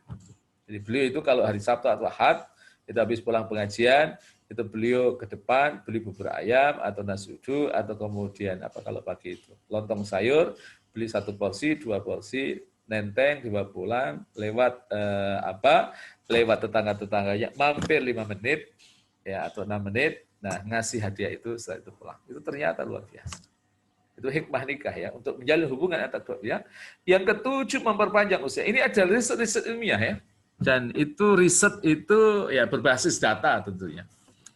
Sekalipun ada mustasna, ada yang dikecualikan ya, karena memang usia itu adalah memang takdir Allah ya. Tapi orang-orang yang menikah itu punya kecenderungan usianya panjang, tapi dengan syarat ya kehidupannya harmonis. Tapi kalau nggak harmonis cepat meninggal. Harus harmonis. Bagaimana agar bisa harmonis? Dikelola dengan aturan Allah. Jadi suami itu taat kepada bermitra dengan istri bermitra dengan suami, bukan dilandasi karena faktor humanisme ansih, tapi dilandasi karena faktor ilahiyah. Karena semua itu kalau pegangan Allah, itu tidak ada yang namanya subjektivitas, tapi yang ada adalah objektivitas, karena Allah adalah yang zat menciptakan kita. Itu kalau yang terjadi, ya insya Allah dengan kebahagiaan itu bisa panjang. Memang kadang-kadang kalau itu tidak harmonis, itu biasa jadi yang laki-laki cepat tua, yang perempuan cepat tua, akhirnya cepat meninggal. Tapi ketika harmonis, insya Allah Allah akan panjangkan umur mereka. Dan keharmonisan itu ya basisnya iman dan ilmu. Jadi harus melakukan penguatan spiritual dan harus punya ilmu. Baik, kemudian ini tujuan menikah, melaksanakan perintah Allah dan Rasul-Nya. Karena Rasulullah SAW, Allah juga memerintahkan tadi kan, di ayat-ayat yang tadi saya paparkan tentang anjuran menikah itu. Dan Rasulullah SAW juga menganjurkan, ya ma'syar syabab tadi hadis yang tentang anjuran tadi. Man istata'a minkum ba'a falyatazawwaj. Kemudian yang kedua adalah memperbanyak keturunan. Tazawwadul wadudal walud fa inni mukatsirun bikumul ummah. Kata Rasulullah SAW, nikahlah wanita yang walud, yang pengasih, yang penyayang, tapi sekaligus yang punya banyak anak. Loh, tahu itu punya banyak anak, ya lihat padanannya, lihat ibunya, lihat saudari-saudari kandungnya, lihat bibinya, anaknya banyak atau tidak. Ya sekalipun kalau banyak orang sekarang itu ya tidak seperti orang-orang dulu lah gitu ya. Kalau sahabat-sahabat Rasul Shallallahu Alaihi Wasallam itu kan memang luar biasa itu. Anaknya ada yang 40, ada yang anaknya bahkan 120 itu ada. Khalid bin Walid itu anaknya 40. Anas bin Malik itu anaknya 120, sekalipun diperselisihkan itu anaknya saja atau anak dan cucunya. Apa yang saya sampaikan bisa dilihat di dalam kitab Al-Wafi, karya Dr. Al-Bukhari di bagian akhir itu. Itu sudah diterjemah itu. Itu ada biografi dari Anas bin Malik. Tapi kalau mau dalam, silahkan baca kitab Al-Isabah fi Tamyiz Sahabat karya Imam Ibnu Hajar Al-Asqalani. Atau kitab namanya Ustul Ghabah, Singa-Singa Hutan. Yang dikarang oleh Imam Ibnu Al-Asir itu karya yang berbicara tentang biografi. Ya kan? Atau buku kalau memang nanti butuh ya, yang pakai bahasa Indonesia saya juga punya.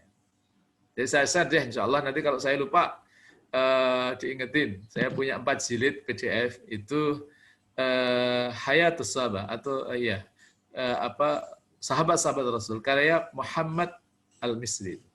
Syekh Mahmud Al-Misri, bukan Muhammad. Syekh Mahmud Al-Misri. Itu saya ada 4 jilid PDF. Jadi saya kasih insya Allah. Ustaz, 5 menit lagi Ustaz, mohon maaf. 5 menit lagi, siap. Oke. Jadi ini, memperbanyak keturunan. Dan ketiga, menjaga diri dari kemaksiatan seksual.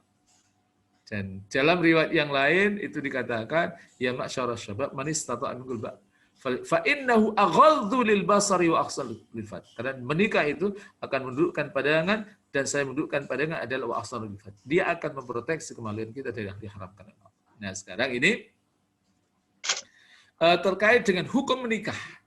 Hukum menikah itu tergantung kondisi seseorang. Ada yang berhukum wajib, ada yang hukum sunnah, ada yang haram, ada yang makruh, ada yang mubah. Wajib bagi siapa? Bagi yang sudah mampu menikah. Nafsunya telah mendesak, meledak-ledak, dan takut terjerumus pada berzina. Maka wajib menikah. Ya, karena menjauhi diri dari perbuatan hal dan wajib, ada dalam surat 24 ayat 33. Wal yasta'fifil ladina la yajiduna nikahan hatta yughniyahumullah min fadlih. Jadi kata Allah itu kan terkait dengan menjaga diri dari apa dosa dari maksiat. Hendaknya menjaga diri orang-orang yang belum mendapatkan kemampuan untuk menikah. Hatta yughniyahumullah min fadli, sehingga Allah Subhanahu wa taala itu mengayakan mereka dari karunia. Itu surah An-Nur ayat yang ke-33. Jadi yang punya kemampuan menikah dan nafsunya meledak-ledak, kalau dia tidak menikah jatuh pada perbuatan zina, itu hukumnya adalah wajib. Yang kedua sunnah. Bagi orang yang nafsunya telah mendesak dan mampu menikah, tetapi masih dapat menahan dirinya dari perbuatan zina, maka sunnah baginya menikah. Nikah baginya lebih utama daripada bertekun diri beribadah kepada Allah Ta'ala. Jadi nikah yang sudah punya kerjaan, nikah. Jangan ikut kelompok kelompok IPTN ya, Ikatan Pemuda Telat Nikah, itu nggak bagus. Nggak bagus. Ya nikah aja lah insya Allah, rezekinya yang Allah ngasih. Yang ketiga haram ya, bagi orang yang tidak mampu menikah, memenuhi nafkah batin dan lahirnya kepada istri serta nafsunya tidak mendesak, maka ia haram menikah. Jadi dia tidak mampu, apalagi tidak bisa nafsunya juga tidak mendesak, itu haram. Kemudian makruh menikah bagi seorang yang lemah syahwat dan tidak mampu memberi belanja kepada istrinya. Sudah lemah syahwat, impoten, kemudian tidak bisa memberikan nafkah kepada istrinya. Sekalipun memang lemah syahwat itu kan ada faktornya, dan itu bisa diterapi. Walaupun tidak merugikan istri karena ia kaya dan tidak punya keinginan syahwat yang kuat. Kemudian yang terakhir, yang mubah. Bagi orang yang tidak terdesak oleh alasan-alasan yang mengharamkan untuk menikah, maka hukumnya adalah mubah menikah baginya. Nah, ini larangan membujang. Larangan membujang itu didasarkan pada hadis yang diriwayatkan Imam Tabrani dari sahabat Rasul namanya Ibnu Abbas. Jadi ada seorang laki-laki mengadu kepada Rasulullah tentang keinginannya membujang. Maka Rasul mengatakan la laisa minna man khasa aw ikhtasa. Tidak golongan aku orang yang mengebiri atau dikebiri. Ya, itu kata Rasulullah sallallahu alaihi wasallam, bukan termasuk golongan Rasulullah sallallahu alaihi wasallam. Nah, juga kemudian kasus yang terjadi pada sahabat Rasul sallallahu alaihi wasallam sebagaimana dikatakan oleh Sa'ad bin Abi Waqqas. Jadi Sa'ad bin Abi Waqqas itu juga minas sabiqin al-awwalin. Utsman bin Mad'un itu juga sama-sama minas sabiqin al-awwalin, termasuk generasi awal. Saya ada kajian tentang Hayatus Sahabat dan termasuk juga Utsman bin Mad'un itu awal-awal termasuk yang sudah pernah saya bahas. Itu sahabat yang beliau mengadu kepada Rasulullah, bertanya kepada Rasulullah SAW untuk bertabatul. Untuk bertabatul. Tabatul itu ya fokus untuk beribadah kepada Allah, nggak nikah. Tapi dilarang oleh Rasulullah SAW dan kemudian akhirnya karena memang beliau di generasi awal dan taat kepada Rasulullah SAW, akhirnya kemudian beliau menikah dan alhamdulillah dengan izin Allah dikaruniai. Nah, sekarang hukum menolak menikah. Gimana itu? Ini ada perkataan Umar bahwa praktek kerahiban tidak ada dalam ajaran Islam. Nggak boleh. Menikah kok. Nikah itu nanti di akhir ya, di statement akhir itu kita ungkapkan ungkapan-ungkapan tentang nikah. Sebab penolakan pernikahan dapat menghilangkan manfaat dan keutamaan pada diri seseorang. Nggak boleh. Tapi ada faktor yang biasanya yang menjadikan orang itu nggak mau menikah karena maharnya itu yang nggak keturunan. Tahun 2006 di perjalanan saya dari Makkah ke Jeddah ya, ke bandara. Itu saya disopirin sama seorang sopir taksi yang dia akademisi juga ternyata. Akhirnya kita ngobrol panjang. Saya akhirnya berkata, Tanya itu, limada al-mahru fi Saudiyah ghal? Kenapa mahar di Saudi itu mahal? Jadi mahar di Saudi itu senilai mobil mewah. Ya, jawabannya enteng. Lianna mu'dhama as-Saudiyin aghniya. Karena ya mayoritas orang Saudi itu kaya-kaya gitu. Jadi kalau maharnya banyak itu wajar. Ya, tapi kalau di Indonesia itu yang lebih ideal sebenarnya. Ya enggak terlalu mahal lah, ya sedang lah. Maka karena mahal banyak yang kemudian akhirnya banyak perawan-perawan tua di sana gitu kan. Dan itu tidak edukatif sebenarnya. Sebenarnya di sana adalah mahbitul wahyi, tempat turunnya wahyu, mestinya mereka harus memberikan keteladanan. Tapi itu adalah kaitan dengan lifestyle.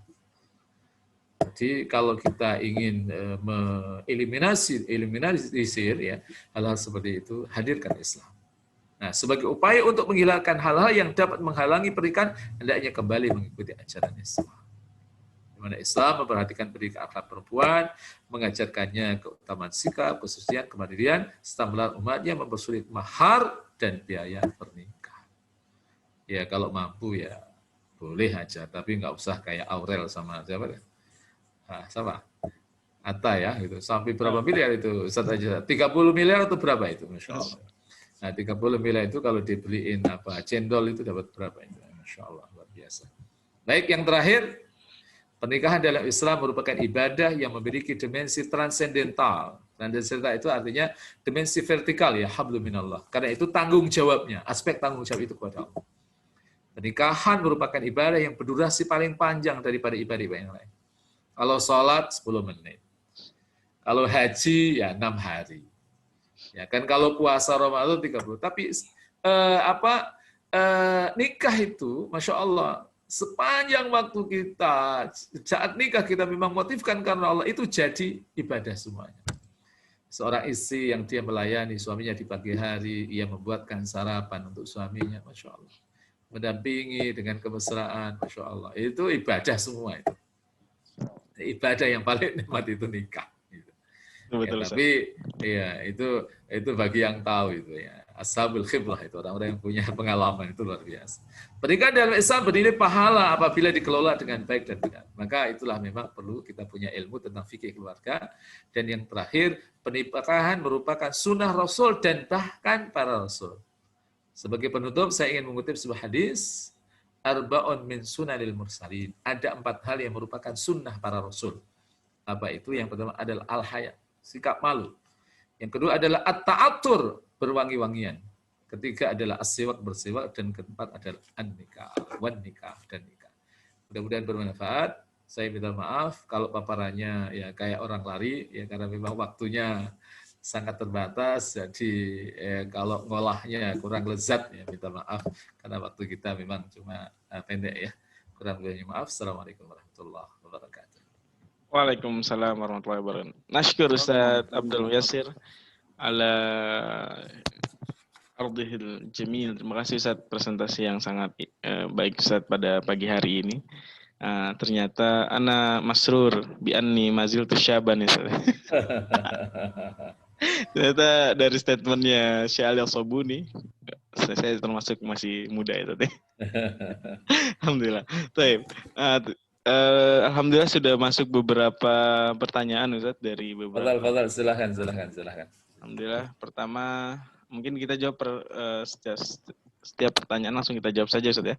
Baik. Pertama dari Bu Elvira Ustaz. Alhamdulillah Bu Elvira kaifahaluk. Ini adalah salah satu mahasiswi senior kita di Stis Al-Manal.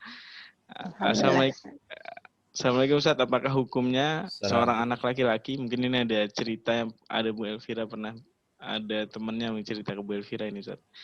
Anak laki-laki usia 22 tahun minta menikah dengan seorang wanita. Nah, wanita ini adalah kenalan di dunia maya Ustaz. Nah ini tren saat ini seperti ini Ustaz. Terkadang menilai seseorang hanya berdasarkan dunia maya, profil Instagram, profil Facebook gitu Ustaz. Dan belum mengenal secara langsung, tapi sudah dari situ langsung meminta menikah dengan wanita tersebut. Nah, sementara bapaknya baru saja wafat 40 hari yang lalu, dan si anak laki-laki ini juga mempunyai kakak wanita. Ini juga ada pertanyaan lanjutannya itu, ada kakaknya yang belum menikah saat di usia di 27 tahun. Gimana Ustaz? adiknya ini mau menikah, tapi padahal juga perempuannya ini baru kenal dari media sosial dan masih ada kakaknya yang usia 27 tahun. Menurut antum gimana, Ustaz? Silakan, Ustaz.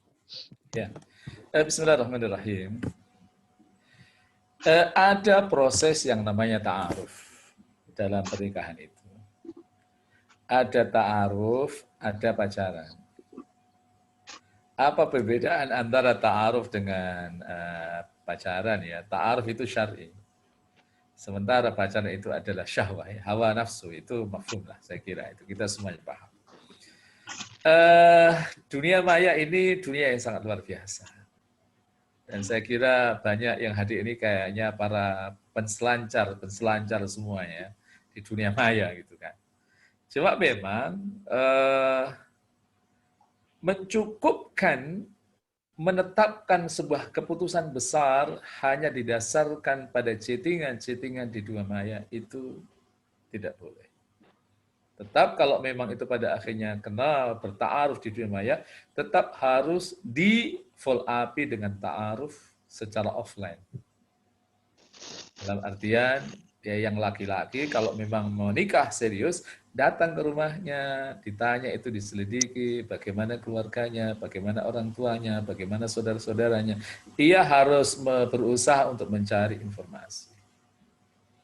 Ya, mencari informasi. Artinya yang laki-laki itu harus punya pengetahuan tentang yang bagaimana juga yang perempuan itu juga punya pengetahuan tentang laki-laki. Dia orang saleh atau orang taleh, dia wanita yang salehah atau tidak.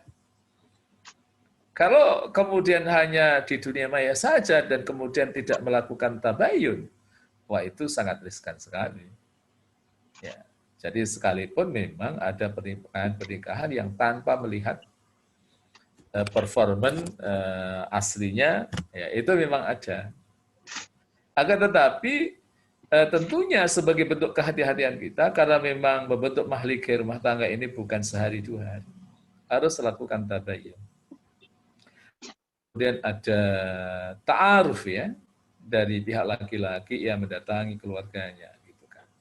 Sehingga ia menggali informasi tentang sosok wanita ini, dan wanita juga menggali tentang laki itu. Khawatir kan ada orang-orang yang iseng kan gitu. Ada orang-orang iseng, kan tidak semuanya orang baik gitu kan. Sekalipun itu mungkin dari situs-situs yang kelihatannya religius. Tapi masalahnya iman itu kan yazidu wa yanqus. Dia kadang naik, kadang turun.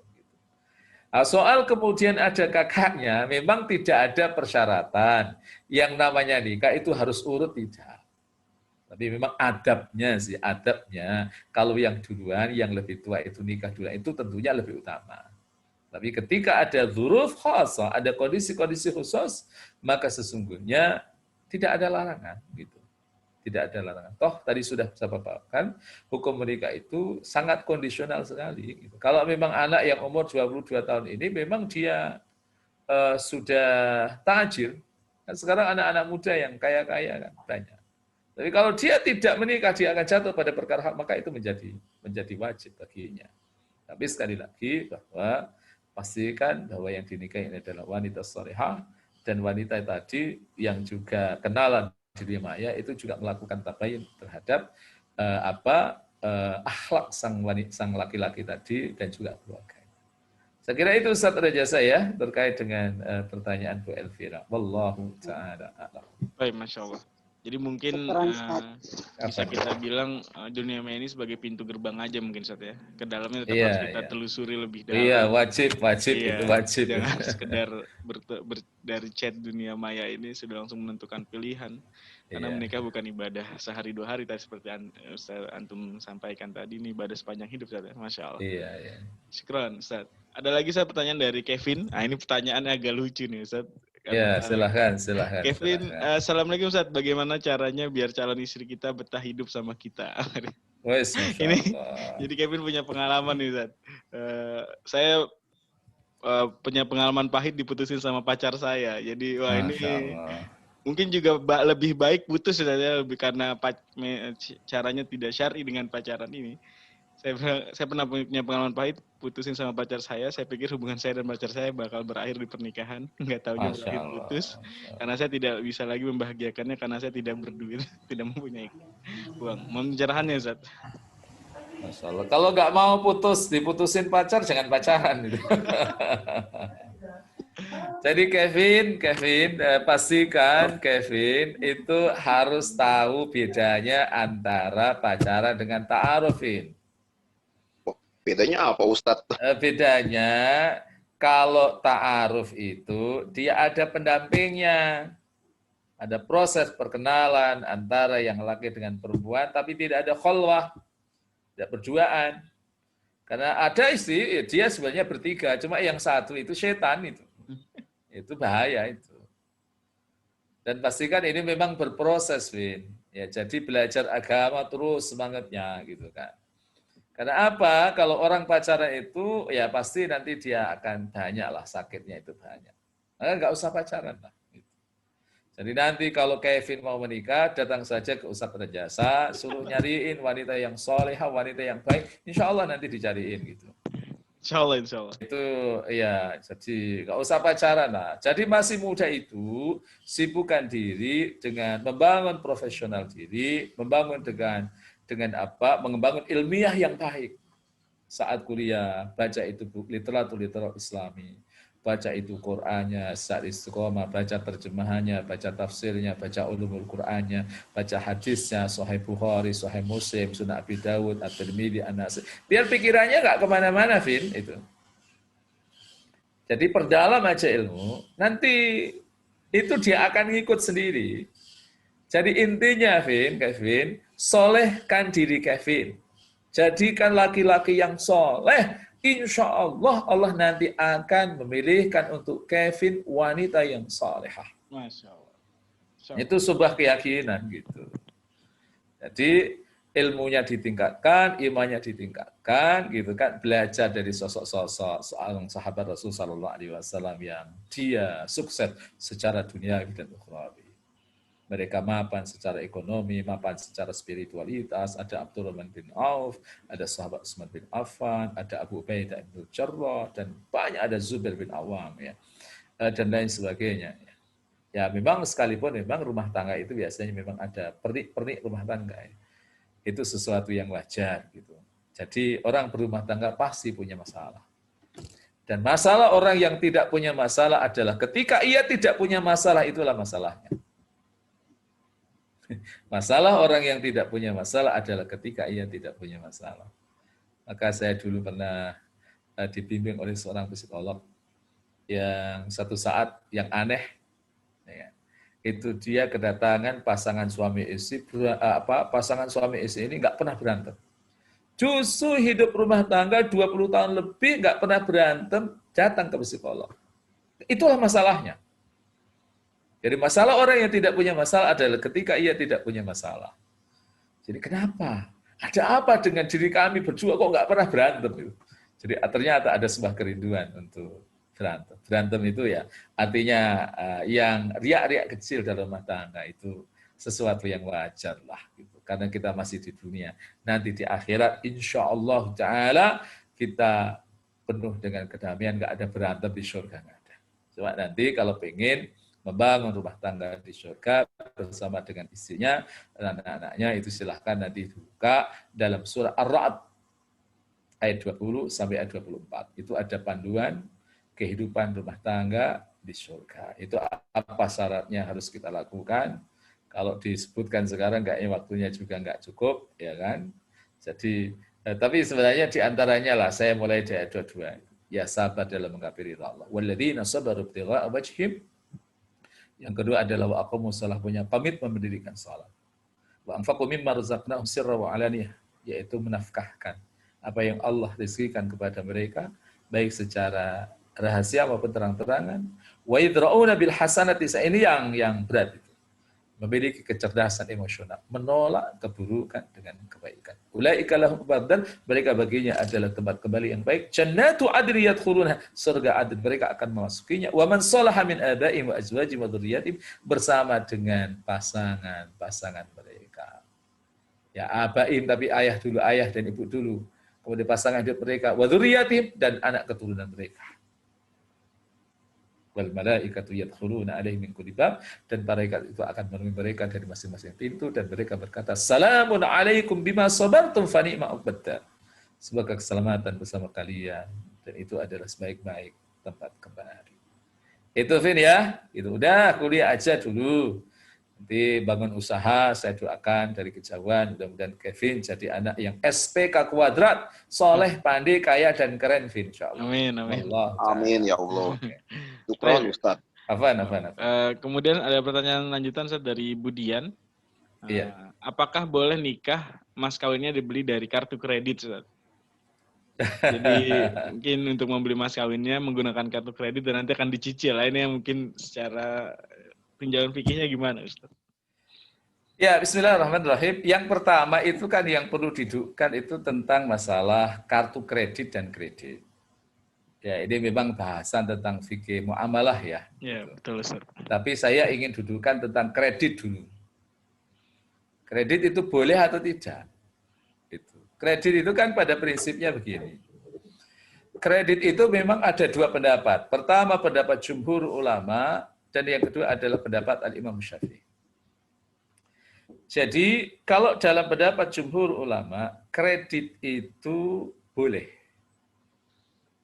Jadi kredit itu kan biasanya transaksi yang ada dua model, ada cash dan ada kredit, yang biasanya nilai penjualan secara cash dengan kredit itu kan beda.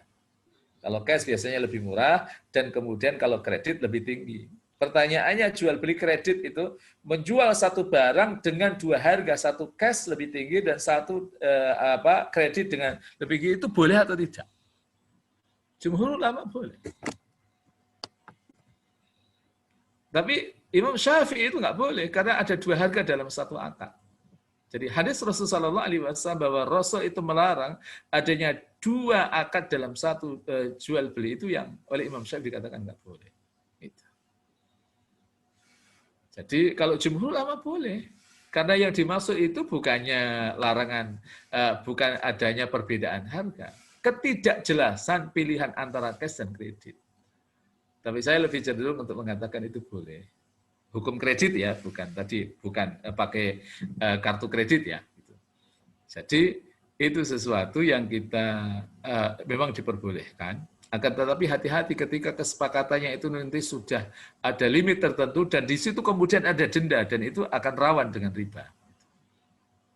Tapi hukum asal itu boleh, karena apa? Jika dipaksa antara cash dan kredit itu dibayar sama, maka orang akan memilih yang cash atau yang kredit? Kredit. Kalau milih kredit semua, perusahaan bangkrut. Jadi saya ingin katakan hukum kredit itu boleh. Kalau nanti masalah hukum kartu kredit itu kan di situ memang butuh perangkat-perangkat ilmu ya yang harus dimiliki. Tetapi saya lebih cenderung begini, ya kalau mengkredit mahar tadi memang boleh gitu kan. Mengkredit mahar boleh. Akan tetapi cara membeli barang dengan kartu kredit itu wilayah fikih muamalah. Tapi saya lebih anjurkan, karena memang ini ibadah yang mulia, kalau bisa dibayar cash, tunai. Itu biasanya kan suami juga semangat itu kan. Mosok itu kan nikah itu masih kredit-kreditan. Jangan, nggak usah terlalu mahal-mahal lah mahar itu. Jadi masalahnya kredit itu kan maharnya terlalu mahal gitu kan. Jadi akhirnya harus kredit itu. Ya yang wajar. Nanti kalau kredit itu berdua aja lah, gitu. Setelah rumah tangga. Tapi saat akad bisa upayakan tuntas semuanya. Ya, jadi pakai halan gitu. Itu jangan kreditan gitu. Tapi halan. Jangan taksid, jangan taksid tapi ada nakdan itu. Saya kira itu Ustaz Raja saya. Baik, syukran Ustaz. Kemudian ada pertanyaan lagi dari Pak Nur Khalid Ustaz. Ustaz, mau bertanya soal yang telah disampaikan, salah satu hikmah yaitu dalam menikah yaitu memperoleh keturunan mendidik anak dan mendidik anak. Mengapa Rasulullah anaknya sedikit? Dan dua, berkaitan dengan tanggung jawab terhadap nafkah dan pendidikan kepada anak, mengapa kaum muslimin, banyak orang muslim sekarang anaknya hanya 1 atau 2. Padahal Allah telah berjanji akan diberikan rezeki. Nah, bagaimana penjelasan antara cita dan realita ini? Kalau istilah penelitian itu ya, secara citanya itu memang ada citanya itu anak banyak, rezeki banyak, tapi realita sekarang kita orang muslim ini merasa anak-anak, banyak anak repot, tidak ada rezeki dan lain-lain. Mungkin gimana titik temu antara cita dan realita ini? Silakan. Iya. Baik, bismillahirrahmanirrahim. Pertama, terkait dengan Rasulullah SAW itu ada hikmahnya. Jadi hikmah, karena ini urusan nubuah. Urusan kenabian. Jadi Rasulullah SAW itu kan punya anak 7. Kan? Jadi 3 laki-laki dan 4 perempuan. Yang laki itu ada Abdullah, ada Al-Qasim, dan ada Ibrahim. 2 dari laki-laki ini kan dari Khadijah radhiyallahu anha. Yang Ibrahim ini kan dari Maria Al-Qibtiyah. Tapi memang anak-anaknya ini, ya kan, itu meninggal di usia yang masih sangat muda sekali. Jadi usia 6 tahun itu meninggal. Jadi di usia 6 tahun itu meninggal, dan kemudian Ibrahim juga meninggal di usia yang masih sangat-sangat kecil sekali. Ya, sempat Rasulullah SAW itu menangis kan. Dan ketika Ibrahim itu meninggal dan kemudian Rasulullah SAW menangis, itu sempat diprotes oleh Abdurrahman bin Auf. Anta taqi ya Rasul, kamu itu nangis ya Rasul. Seakan Abdurrahman nggak percaya Nabi kok nangis. Tapi Rasul mengatakan, innaha ainur rahmah, ini adalah air mata kasih sayang. Jadi hikmahnya ini adalah hikmah tentang nubuah. Dikhawatirkan nanti orang Arab nubuah itu diwariskan. Kenabian itu diwariskan. Maka Allah Subhanahu wa taala membuat sebuah takdir bahwa anak-anak Rasulullah SAW itu wafat di usia yang sangat-sangat kecilnya. Jadi itu hikmahnya. Yang kedua, anak-anak perempuannya itu kan ada Fatimah, kemudian ada Zainab, ada Ummu Kulsum, dan ada satu lagi adalah Ruqayyah kan. Jadi ini 4 anak perempuan. Tapi kan memang kenabian itu jalur laki-laki kan, maka Allah takdirkan anak-anak perempuannya ini kan sampai usia dewasa. Sekalipun memang nggak sampai usia tua ya, seperti Ummu Kulsum ya.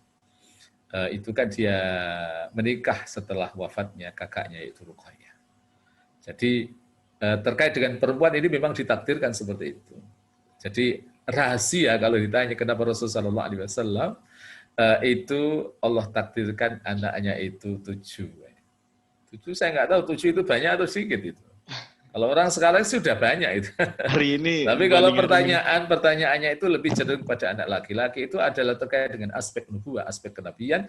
Allah ingin mengatakan bahwa kenabian itu tidak terwarisi, maka Allah takdirkan mereka itu menikah. Dan itu juga nanti kalau ditarik agak lebih spesifik, ketika Al-Qasim itu beliau wafat itu ramai juga. Karena masalahnya adalah masalah nasab kan, ketika turun surat Al-Kautsar kan, inna syani'aka wal abtar, sesungguhnya orang yang membenci engkau adalah orang yang terputus. Itu ayat itu kan terkait dengan wafatnya Al-Qasim. Itu orang Arab pada girang. Mereka mengatakan batara Muhammad, batara Muhammad, batara Muhammad. Muhammad itu telah terputus nasabnya. Sehingga hari ini kan ada kajian terkait dengan orang-orang yang menyatakan dirinya sebagai habaib ya. Habaib itu memang mereka punya jalur sampai Rasul atau tidak. Anaknya Rasul laki-laki semuanya meninggal usia-usia kecil kok itu kan. Maka di situ ada 3 pendapat. Pendapat yang pertama mengatakan bahwa orang-orang yang hari ini mengatakan habaib ya, bentuk mufradnya namanya habib, kalau perempuan itu dipanggil dengan syarifah. Bukan habibah ya. Bentar laki-laki habib, perempuan habibah itu tidak. Jadi itu adalah syarifah, itu memang ada sebagian mereka mengatakan mereka tetap memiliki jalur sampai Rasulullah, tapi jalurnya dari jalur Fatimah, anak perempuan. Alasannya mereka diantaranya adalah Rasul kalau manggil Hasan dan Husain itu ya bunayya, wahai anak. Jadi sabatana sabuhum. Jadi pendapat pertama mengatakan tetap. Yang kedua mengatakan enggak. Karena nasab itu jalur laki-laki. Tapi saya lebih cenderung pada pendapat ketiga, nasab itu adalah takdir Allah. Kan kita semua kan tidak bisa Kita tidak bisa pesan takdir kan tentang nasab kan. Kita nggak bisa, ya Allah takdirkan saya nasab saya sampai Rasulullah. Tapi kita ini semua yang hadir ini keturunan Nabi semua, keturunan Nabi Adam alaihissalam, keturunan Nabi alaihissalam, dan keturunan Nabi Nuh itu ya. Karena memang ketika terjadi banjir bandang itu kan tersisa kan para pengikut Nabi Nuh alaihissalam. Jadi itu konteksnya seperti itu. Nah, bagaimana tentang filosofi banyak anak banyak rezeki? Ya, kalau hari ini itu kok kemudian ada juga yang banyak anak tapi nggak kaya-kaya gitu. Itu kan masalahnya, yang pertama memang takdir Allah, yang kedua ada hukum kausatif, hukum sebab akibat. Tapi terpenting saya selalu mengatakan surat At-Talaq itu ya, wa may yattaqillaha yaj'al lahu makhraja wa yarzuqhu min haitsu 2 dan 3. Konsepnya adalah ketakwaan kita kepada Allah. Dan ketakwaan kita kepada Allah itu jangan dimaknai aspek spiritualitas. Tapi juga ada aspek materi juga. Karena ketakwaan kepada Allah, kan Allah juga perintahkan kita untuk bertebaran di muka bumi di Al-Jum'ah kan.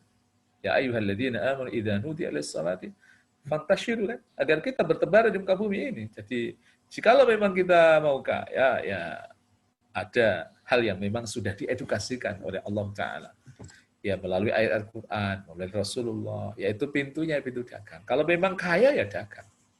Lihat itu, 5 sahabat Rasulullah SAW yang kaya raya itu dagang. Saya sedikit informasi, ya, sekalipun ya menginformasikan belum tentu bisa melakukan ya, karena ini masalah pilihan hidup kan.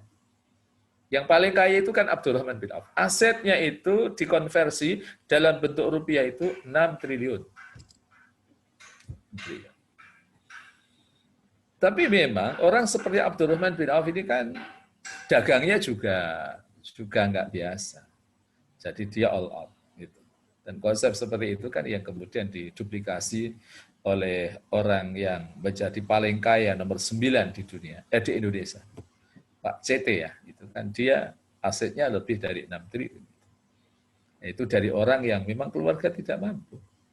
Tapi prinsipnya saya mengikuti di beberapa tulisan beliau itu di media-media yang beliau hadir itu ya menjadda wajada. Itu kalau kerja itu bisa sampai tengah malam gitu.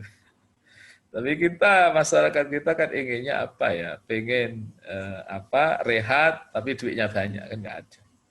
Ya, menjadda wajada konsep itu, tapi harus dipikir dengan pikir spiritualitas, takwa kepada Allah. Sehingga ada beberapa ulama mengatakan kok hidup kita tidak mendapatkan fasilitas yaj'al lahu makhraja wa yarzuq min haitsu la yahtasib. Allah akan memberikan rezeki dari arah yang tidak pernah disangka-sangka. Dan Allah memberikan solusi dari masalah kita. Dan tidak mendapatkan fasilitas wa may yattaqillaha yaj'al lahu fi amri yusra. Allah akan menjadikan urusannya mudah. Itu berarti jangan-jangan ada permasalahan tentang ketakwaan kita kepada Allah. Ya, kalau kita lihat Abdurrahman bin Auf, sukses secara dunia dan secara akhirat. Yang kedua itu Zubair bin Awwam. Itu asetnya sampai 5 triliun. Kemudian yang ketiga Utsman bin Affan ya. Itu asetnya sampai 3 triliun. Ya, karena memang dia punya kecerdasan bisnis. Utsman itu kan usahanya 2. Satu di sektor peternakan. Yang kedua itu di sektor bisnis bisnis kain. Jadi kalau sahabat itu kan standar, itu dagangnya kalau nggak ke Syam itu adalah ke Yaman kan. Surat Quraisy kan rihlatas syita'i. Jadi mereka melakukan perjalanan pada musim penghujan dan musim kemarau itu, kalau kita lihat dalam kitab-kitab tafsir itu semuanya mengatakan itu adalah Asyam wal Yaman. Jadi bisnis itu. Cuma hari ini memang bisnis itu yang menguasai adalah bukan kita. Dan yang menentukan kebijakan pengelolaan pemerintah itu bukan eksekutif, bukan legislatif, bukan yudikatif, bukan dosen pendidik, bukan lawyer, bukan polisi, bukan tentara. Itu ada riset ilmiah mengatakan yang menentukan itu adalah para pemilik kapital, yaitu para pedagang yang besar-besar itu. Maka saya berharap mudah-mudahan yang ikut ini ada yang menjadi pedagang usaha. Amin. Amin. Saya doakan juga mudah-mudahan yang hadir ini nanti ada orang yang paling kaya nomor 1 di Indonesia. Amin. Amin. Insya Allah. Saya kira itu Amin, ya Rabbal Satria Alamin. Jasa ya harus anak banyak, ya kerjanya harus keras. Kecuali kalau mendapatkan fasilitas khusus ya. Seperti sahabat Anas bin Malik. Itu kan fasilitas khusus doa Rasul kan. Rasul mengatakan, Allahumma akthir malahu wa waladahu wa atil umrahu wa barik hayatahu wa adkhilul jannah. Itu beda lagi kalau sahabat Anas. Langsung Ya Allah, Rasulullah yang mendoakan. ya Rasul yang mendoakan. Tapi Rasul mendoakan setelah berkhidmah kan. 10 tahun khidmah baru tidak akan oleh Rasul. Ini kadang-kadang kita ini tidak berkhidmah sama kiai gitu kan. Langsung minta doanya itu enggak bagus itu. Abdullah ibn Abbas didoakan oleh Rasul, Allahumma faqihu fid din wa alim ta'wil, itu setelah berkhidmah. Rasul ambil air wudhu, itu diambilkan airnya, Masya Allah. Itu seperti itu. Insya Allah. Ya. Ustaz, alhamdulillah sebenarnya masih ada 3 pertanyaan, tapi mengingat waktu sudah jam 9.40, Ustaz. Oh iya, nggak terasa ya. Iya, Ustaz. Sudah jam Allah, 9.40. ya, minta maaf. Ya. Ya, mungkin nanti Waktunya. pertanyaan sisa saya japri ke antum ya, Ustaz ya, biar nanti Boleh, antum boleh, jawab. boleh. Nanti Silakan, saya silakan, share, silakan. karena akan Insya share Allah. di grup WhatsApp jawaban Baik, dari baik, Ustaz insya Mesir, Allah. insya Allah Ya. hari ini, mungkin nanti malam akan kita share. Mungkin Baik. mohon maaf apabila belum bisa memfasilitasi semua peserta pada pagi hari ini. Alhamdulillah kajian ini sangat menarik sekali. Sebelum kita tutup, mungkin Ustaz Mesir ada kalimat penutup, silakan Ustaz, 1 menit. Ya, jadi yang pertama, yang hadir ini kalau masih ada yang membujang dan sudah punya kemampuan menikah, tolong jangan biarkan diri antum ikut di IPTN tadi, Ikatan Pemuda Telah Nikah. Jangan, menikah saja. Dan yang kedua, cari pasangan yang saleh. Kalau itu adalah perempuan atau yang salihah. Kalau yang perempuan itu minta tolong sama ustadz-ustadznya. Karena memang kalau kita mau belajar dari Khadijah radhiyallahu anha. Khadijah itu kan minta tolong kan. Minta tolong sama Nafisah. Ya kan? Sama Nafisah. Agar dikomunikasikan keinginan hatinya dengan Rasulullah. Itulah tipologi wanita yang itu bagian dari ikhtiar. Jadi jangan kemudian berputus asa kalau ada di antara yang hadir ini para akhwat yang belum menikah, ya ikhtiar. Akhirnya kan Nafisah mendialogkan kepada Rasulullah SAW dan kalimat dialog antara Nafisah dengan Rasulullah itu indah. Jadi tidak kemudian langsung mengatakan, wahai Muhammad itu ada wanita yang dia cantik, dia kaya gitu kan, dia wanita mulia, mau nggak kamu nikah dengan dia? Enggak begitu. Lihat itu perkataan Nafisah. Wahai Muhammad, apa yang menjadikan engkau belum menikah? Ya karena saya belum siap untuk menikah. Tapi kalau ada seorang wanita yang ia salihah, tapi dia janda, tapi dia mulia, ia mau dengan kamu, mau nggak? Tapi bagaimana sahabat Rasul? Kalau dia mau, aku mau. Ya khawatir nanti kalau Rasulullah mau, tapi Khadijah nggak mau kan repot juga kan gitu. Jadi kesantunan. Jadi menikah, ikhtiar dengan berbagai cara, dan sebagai penutup, ada satu mahasiswa dulu ketika masih tidak, itu seorang mahasiswi yang dia di usia 33 tahun. Itu akhirnya baru menikah, datang kepada saya, Ustaz, alhamdulillah akhirnya jodoh saya datang, Ustaz. 33 tahun, sudah gundah dia, 30 tahun belum nikah. Tapi ikhtiarnya, dia selama 2 tahun berturut-turut setiap 10 malam terakhir, i'tikaf. Dia merengek-rengek kepada Allah, akhirnya jodohnya ternyata tidak jauh dari tempat ia i'tikaf. Jodohnya sama-sama melakukan i'tikaf, tapi ia tidak kenal. Kemudian dia dikenalkan oleh seseorang dan Allah takdirkan menjadi jodohnya. Assalamualaikum warahmatullahi wabarakatuh. Waalaikumsalam warahmatullahi wabarakatuh. Masya Allah. Syukran Ustaz Abdul Yasir atas materi pada pagi hari ini. Terima kasih para peserta sekalian atas partisipasi dan keluangan waktunya pada pagi hari ini. Insya Allah kita akan melanjutkan kajian Ramadan Fikih Keluarga besok hari dengan narasumber yang menarik juga. Ada Dr. Abdul Qadir Abu LC.MA. Beliau akan membawakan materi tentang hamil di luar nikah dan perkara-perkara yang menyebab aspek dari hamil di luar nikah ini, apa yang menyebabkan hamil di luar nikah, dan mungkin nanti al-umur al-mutarattibah kalau dalam bahasa Arabnya itu. Jadi apa konsekuensi dari hamil di luar nikah ini nanti. Misalnya ini pernah materi sangat menarik juga, nanti kita akan diskusikan besok hari dengan Dr. Abdul Qadir Abu LCMA.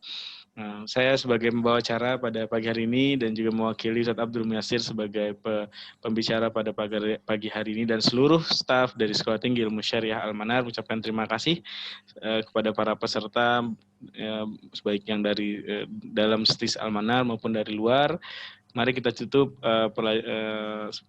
kajian kita pada pagi hari ini dengan baca hamdalah dan doa kafaratul majlis. Alhamdulillah. Subhanakallahumma wa bihamdika asyhadu an la ilaha illa anta astaghfiruka wa atubu ilaik. Baik, assalamualaikum warahmatullahi wabarakatuh. Assalamualaikum warahmatullahi Waalaikumsalam. Terima kasih semuanya, Pak Ya. Nur Khalid, Pak Anhar, Izin live ya. Pak Amri, Assalamualaikum. Terima kasih Pak Heril. Insyaallah, terima kasih Mbak Adel, ada Mbak Rizka, ada Mutriani. Jazakallah. Ya. Insyaallah. Kang Dedi, terima kasih Kang Dedi. Ada Pak Anhar tadi. Ada Pak Anhar, alhamdulillah Pak Anhar sudah bergabung.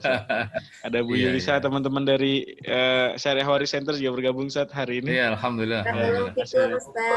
Barakallahu. Iyakum semuanya. Oke, saya izin live. Assalamualaikum warahmatullahi wabarakatuh. Saya akhiri semua. Assalamualaikum warahmatullahi wabarakatuh.